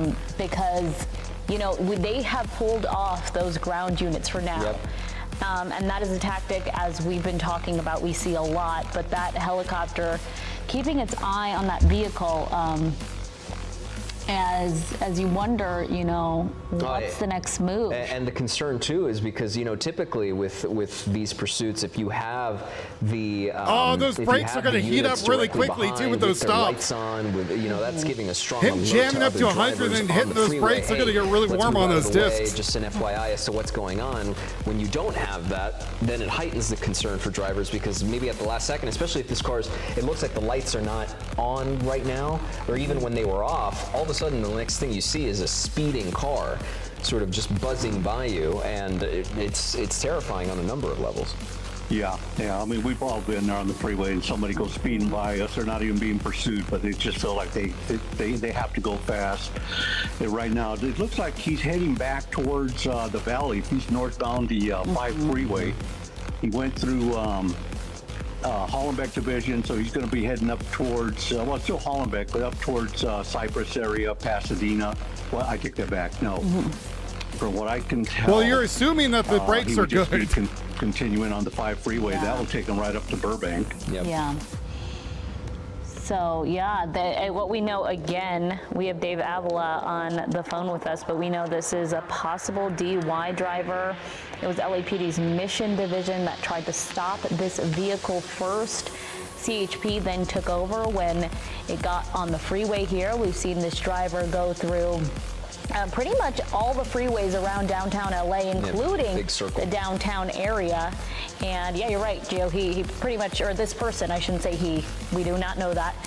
This driver did make a big circle around downtown LA, went through some of the downtown LA streets, and at one point we saw them actually slow down, pull over, and keep going, but take a look, he's weaving in and out of traffic. Same exact sort of routine. That's a hell of a DoorDash driver. Surface streets there in the downtown area where You're still having a lot of close calls with pedestrians crossing the road, with cars, whether they were parked on the side of the road or otherwise just in regular Sunday night traffic, just kind of avoiding the situation with this vehicle. And yeah, they don't have their lights on, and that's been sort of an on and off thing throughout the evening as we've kept an eye on this one, which makes it all the more dangerous on top of how dangerous it already is. But it looks, did we get on the two here? The Glendale Freeway. Well, we're hoping that these brakes are maintained. Yeah. We're hoping that the car was maintained. Straight up there where we were talking about. Oh, God, getting really close over there. That one on the right. And then what they can do is grab the 118 and head back towards Mission Division.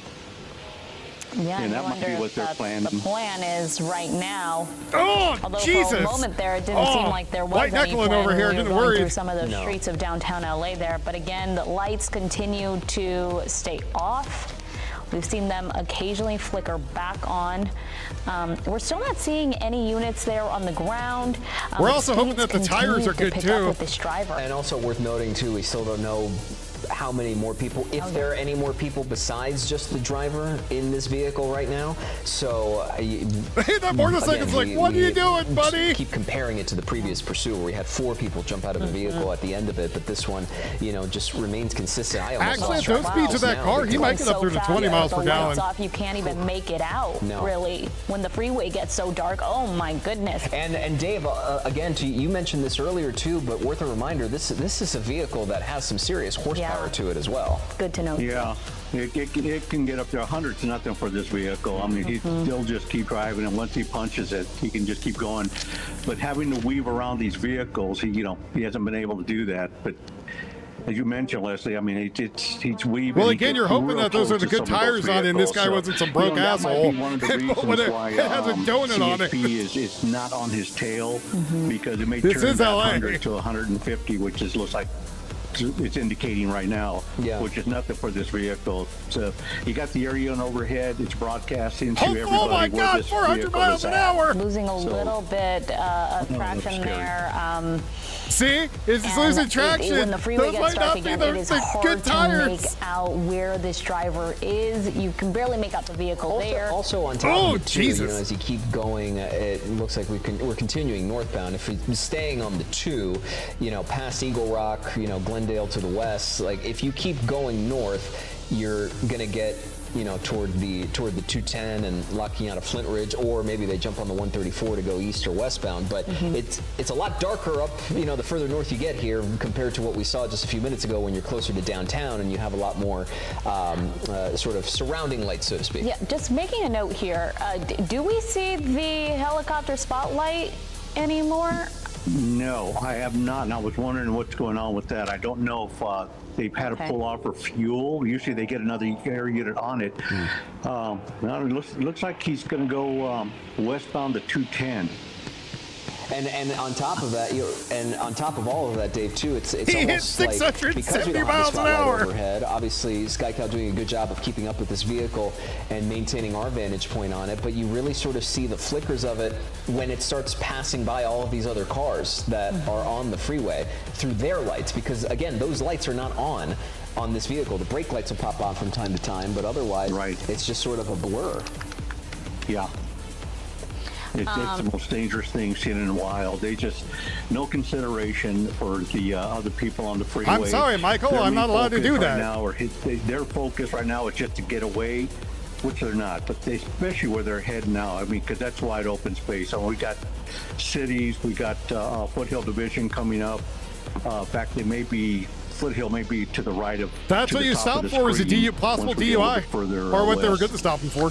Yeah, and possibly armed, they say. It looks like for now, Gio, do you see the car? It looks like we may have lost track of that vehicle. Where our chopper is pulled off just a bit, but we are hearing that LAPD air units are still up above, despite not getting that spotlight. Yeah, and that's the news we were just getting in our ears while we were trying to look back toward this vehicle. Yeah, and that's the thing. It's just they don't have their lights on. You have some trees and everything else sort of covering it a bit. So we'll give it a moment to see if we can get back on top of. You see the spotlight of this vehicle, right? It just sort of flickered just across there, but that's it. This is the. He went under and turned his lights on when they didn't see him. This thing is speeding through.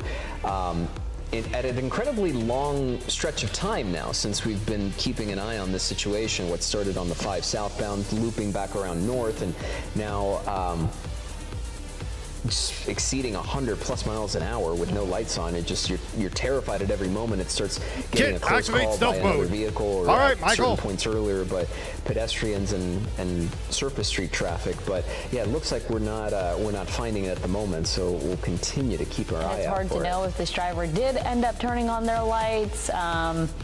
It was just simply this vehicle was going so fast. Our chopper was trying to keep up. The air unit was overhead, so they may have just shut down their night sun and fallen on them with the flare, just to see if that would slow them down, or that the suspect slowed them down. I've seen it go through the shot here a little while ago. Jesus, what's your neighbor do? So maybe a little bit further west. And you know what, our pilot up there, as well as our photographer, they're able to hear a lot of that air traffic from LAPD's helicopters. So if they still have the vehicle that they are pursuing and tracking, we'll be able to find that. But right now it looks like we're still looking in this same area here on the 210 westbound. That's the last place we saw that vehicle. He went through time. That driver, possible DUI. So we'll obviously continue to monitor the situation. Once we find the vehicle and get back on top of it, will circle back. Though I'm curious if we're zooming in here, because that does look like the back of a Dodge Charger vehicle that we were looking, right, Dave?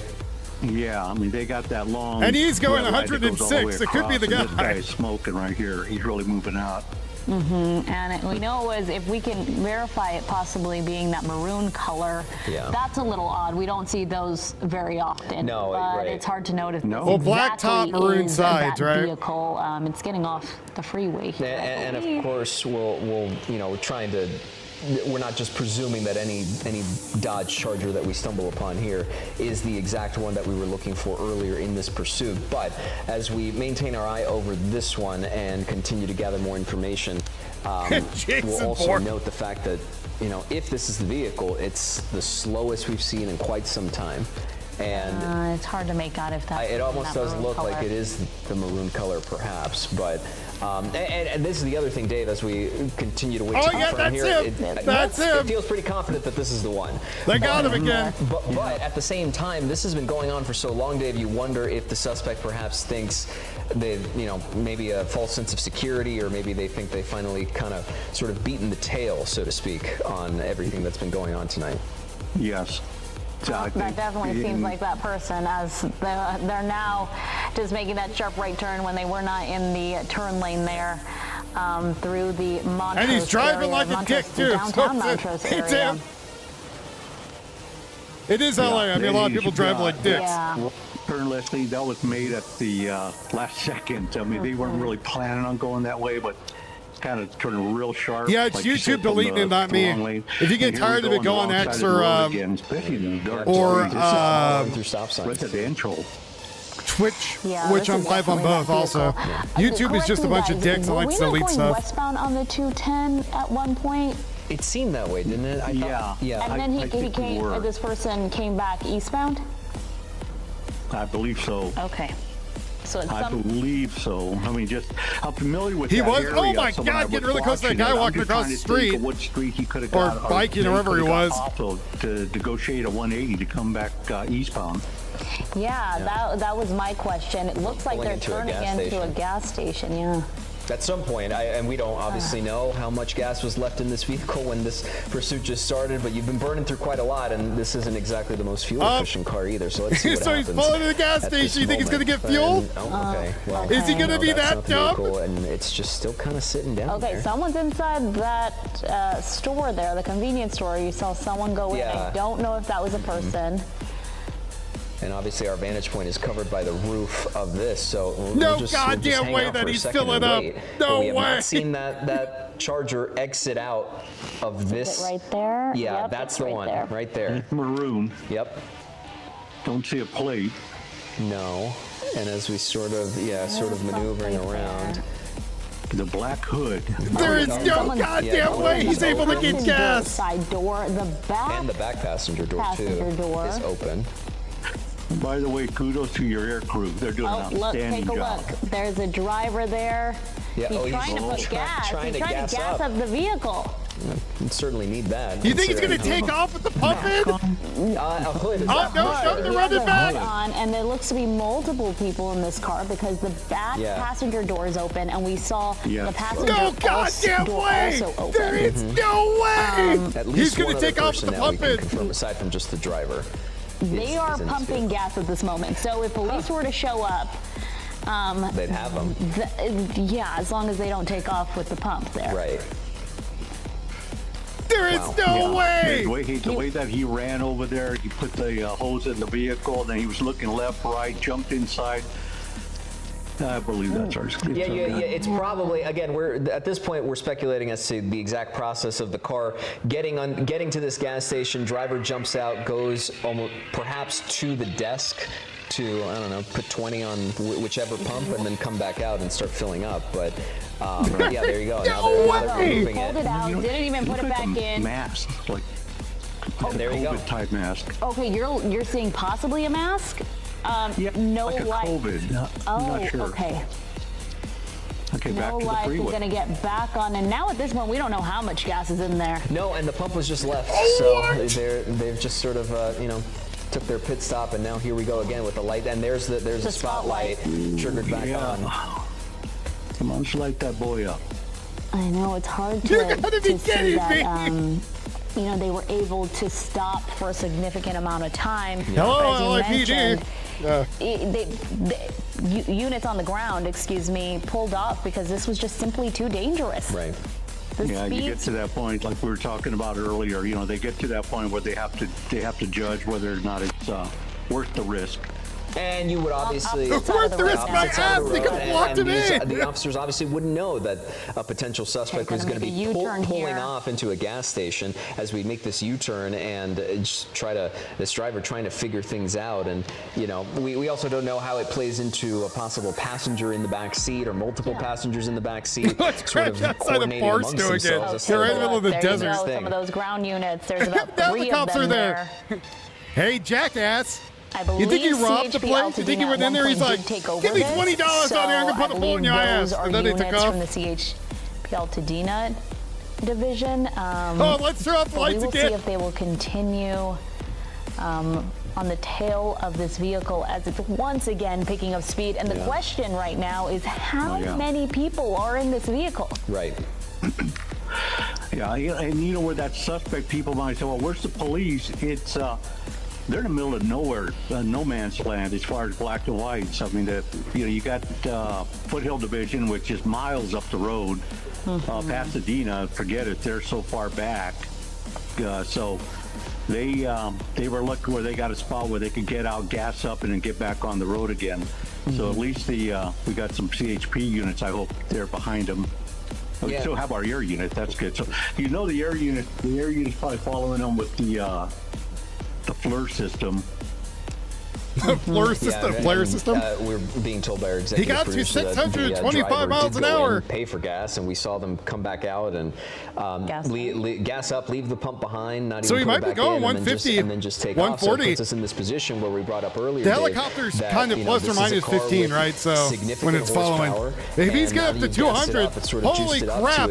Oh, God! Now they didn't see them stay there for a significantly long time. Yeah. But it's also not a pickup truck or a massive SUV, so even just a few minutes or a couple of minutes could give probably them 80. At least a bit of a boost to keep this going for a little while longer. But man, these speeds, it's not the Autobahn. Are picking up. I don't know if our speed radar is correct on that, but we're hitting upwards of 120. And at some points, because the lights are off, you just see this thing like zooming by all the vehicles, all these innocent drivers.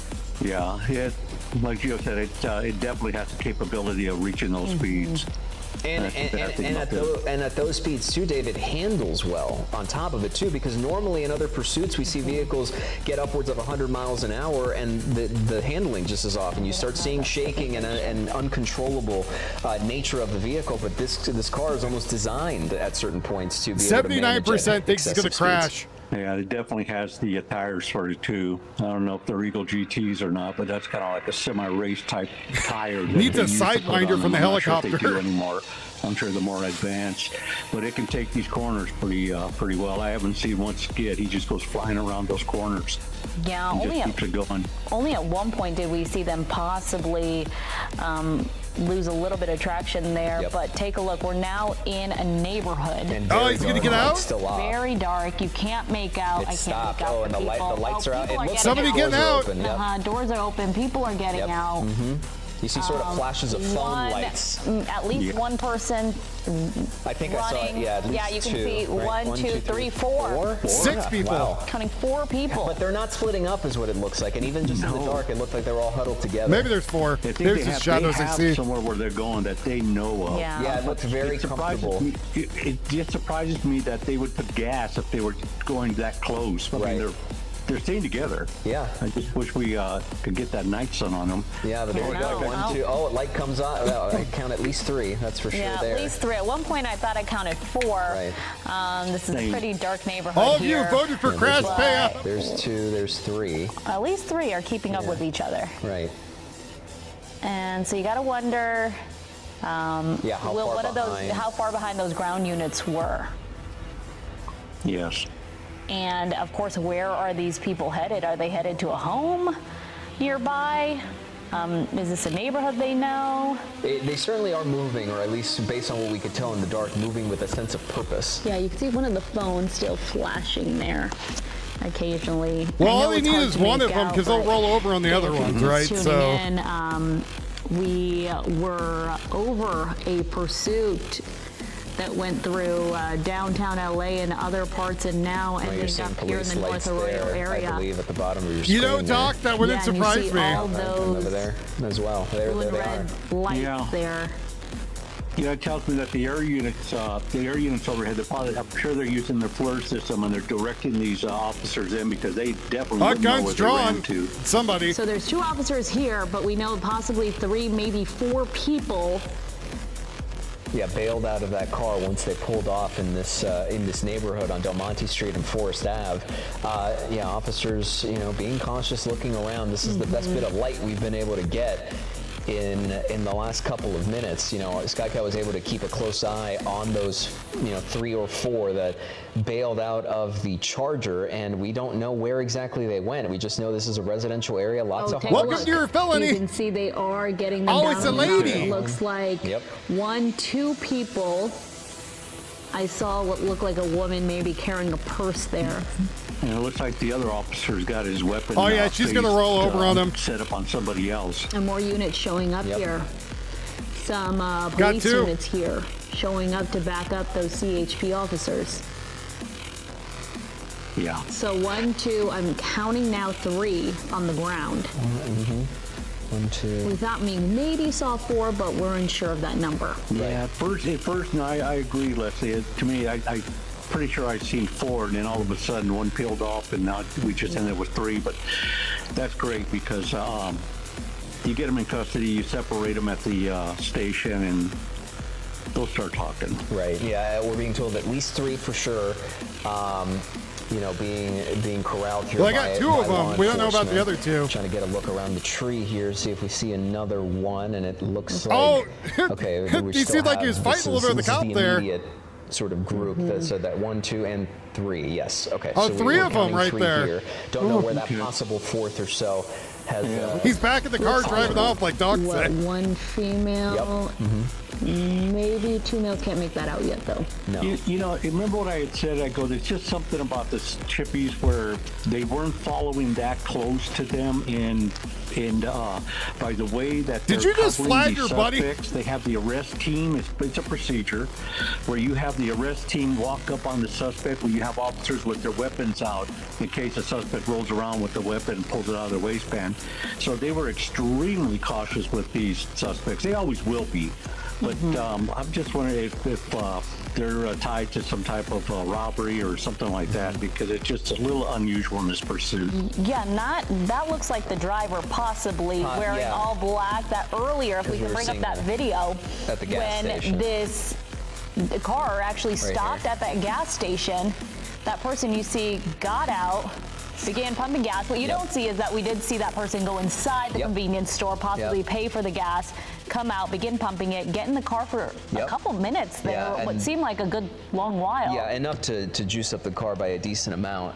And then, you know, after a couple minutes pass or so, that person, the driver, then gets out again, removes the pump from the car, leaves it behind, doesn't put it back in, and then car takes off, leading us into the situation where we are now, where it pulls off into this neighborhood. Lights were already off on the car, and then all of the people inside of the vehicle just open doors, take off. Now, but they were huddled together. That's the one distinction as well. Normally we see everyone disperse, but in this case we saw the majority of them at least stay close behind each other. When we had the air unit, that when I mentioned that they may be swapping air units, it was Pasadena that LA pulled off. Pasadena air unit was the one that was overhead, and they were following them. And then, then the CHP airplane is overhead at 7,000 feet. So they were keeping an eye, and they had direct contact with the ground officers, obviously. That's why those CHP officers just rolled right into the suspects, where I was thinking it was a helicopter with the FLIR, but it was their airplane that was overhead. That makes sense. And at the one point, we thought we lost the vehicle because it was going so fast. Right. Ended up finding it, and we know law enforcement was over it the entire time. And take a look. I think they have 4 Counting people one in to the custody. left. Okay, 1. And then 2, I believe, right here at this particular vehicle. Okay. So at least 3, we know that for sure. Still haven't seen if there is a 4th and whether or not they have a potential 4th person in custody. But overall, it finally puts starting to put a bow on this very chaotic situation, because Dave, we were, I mean, we lost count of the number of close calls we had both on surface streets and on the freeway, with this car weaving in and out of traffic upwards of over 100 miles an hour. Right. I mean, this was such a perfect example on how all the departments work together. CHP, LAPD, Pasadena P here, the Chippy's air unit overhead. It's just a really, really good job. Yeah, we were following this one for quite some time through some pretty crowded areas, including downtown LA, and it's coming to an end with really the suspects all trying to make a run for it and then giving up quite quickly once officers were able to get to them. But for now, we are going to work to just make sure we get more information and see possibly what if it in fact was 3 people that were in that vehicle, or if they're looking for one more, or if they have everyone arrested. But I think I made out 2 females and 1 male, but an odd one, because I have yet to really see in quite some time someone stop for gas in the middle of a pursuit and then keep going. Right. Yeah. That's why I was kind of surprised that they abandoned the vehicle so soon. I thought, well, they knew they were going to abandon it there, but once they did and they started running, it was kind of like I don't think they really knew where they were going. They were just wanting to get away from the vehicle.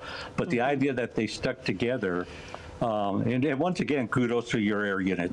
The takeout helicopter, they did a fantastic job. I hope they're hearing me. Yeah, John Schreiber staying on top of that. It was a tight call there for just a bit, and just at least we have some sort of happy ending, so to speak. But Dave, we appreciate you as always. Got you on call for 2 pursuits tonight, so know that we appreciate your time on this Sunday. No worries. You both take care. All right, and we'll also keep an eye on all the details regarding this pursuit, including how it started, and just a wrap on the number of suspects that are in custody, but putting a bow on this one. In the meantime, it looks like we will get to your forecast, because it has been a hot... And another work week's coming up. Exactly, and we are talking about even more heat for the week ahead, and even intensifying as we go. No one cares.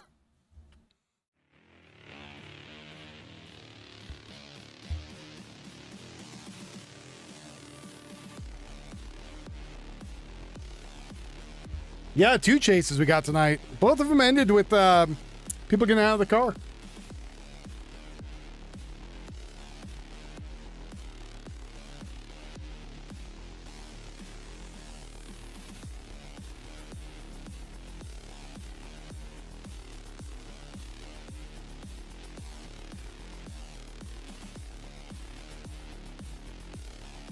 What are you doing to that tree?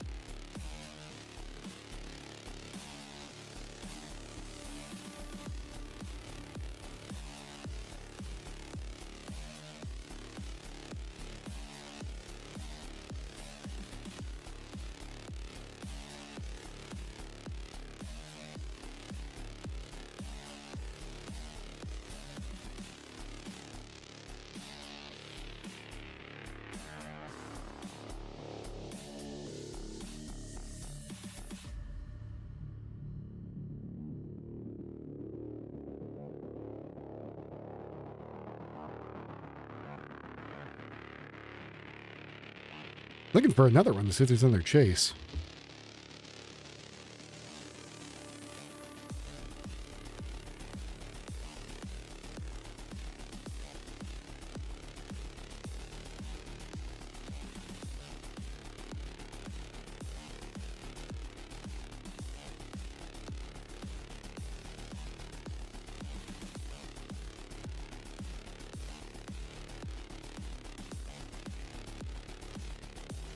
I think that might have been dumb kids who were joyriding.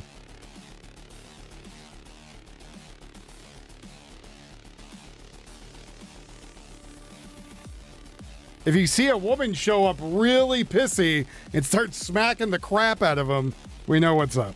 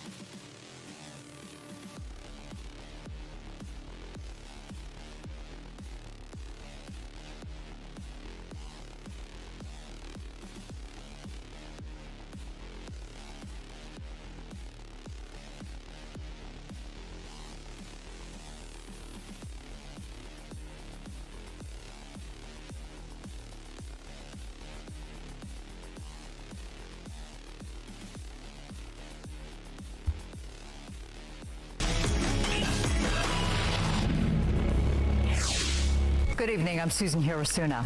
6 weeks after the start of the Lineage warehouse fire, there is no end to the anguish many people in Boyle Heights are still experiencing. Fox 11.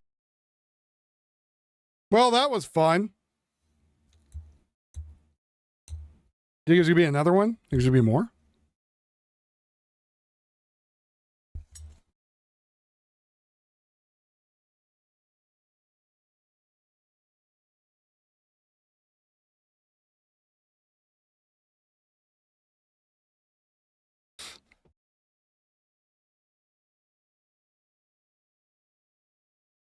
Now I gotta find something else to cover up the screens with, damn it.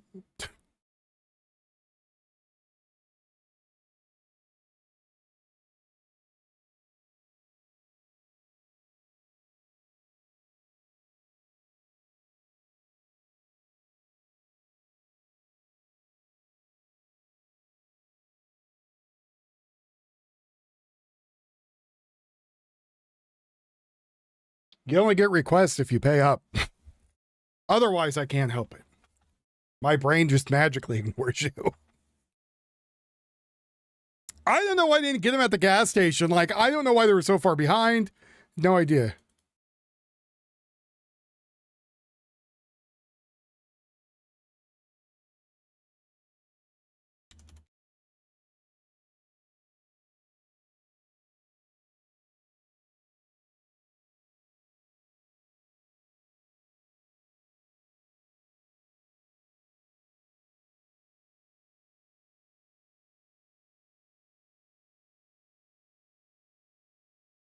All right. I'm going to call it a night. I don't think we're going to be getting anything else tonight.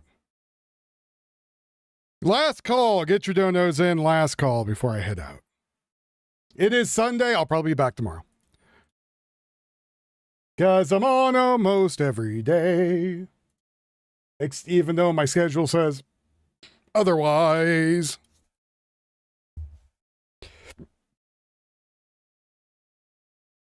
Unless you guys want me to stay longer.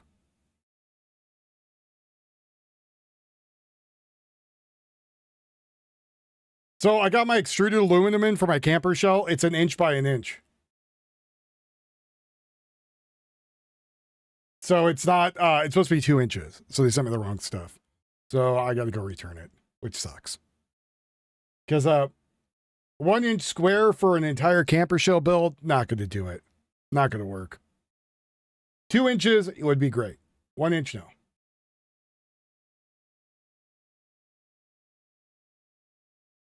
All right, Garbo, pay up for extra time. We're waiting.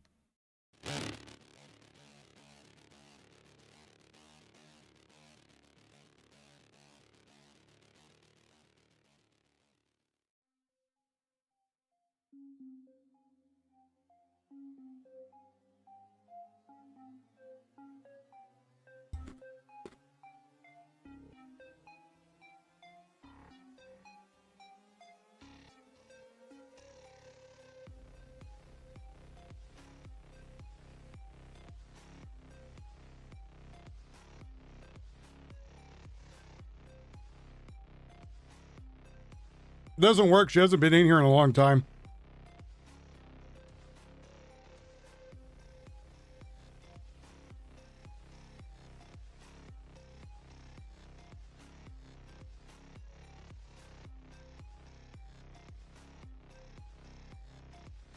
No, she went and bought herself a 9mm Taurus.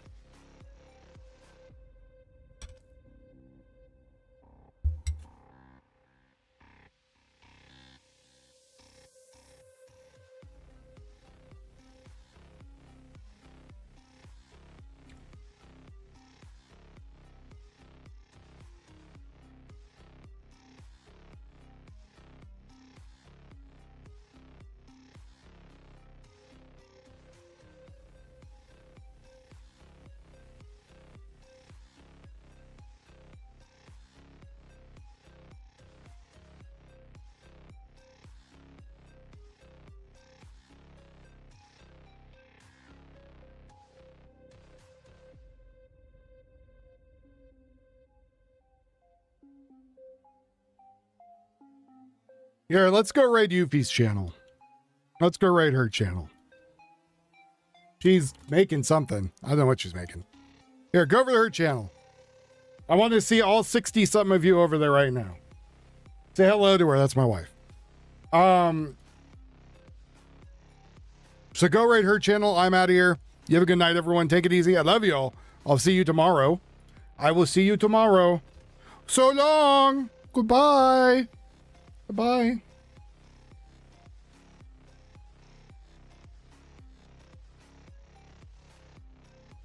So I want to see you all over there right now. Go on. Click the link. Go on. Just go in there and hit the like button. and subscribe. And even if you never watch her, just go do it anyway.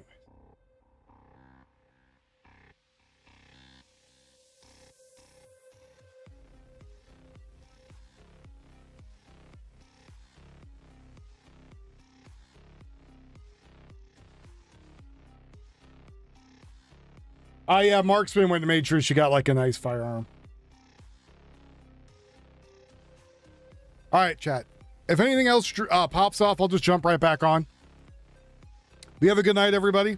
Again, I'll see you tomorrow, 6 o'clock at the latest, if not earlier. Bye-bye, folks.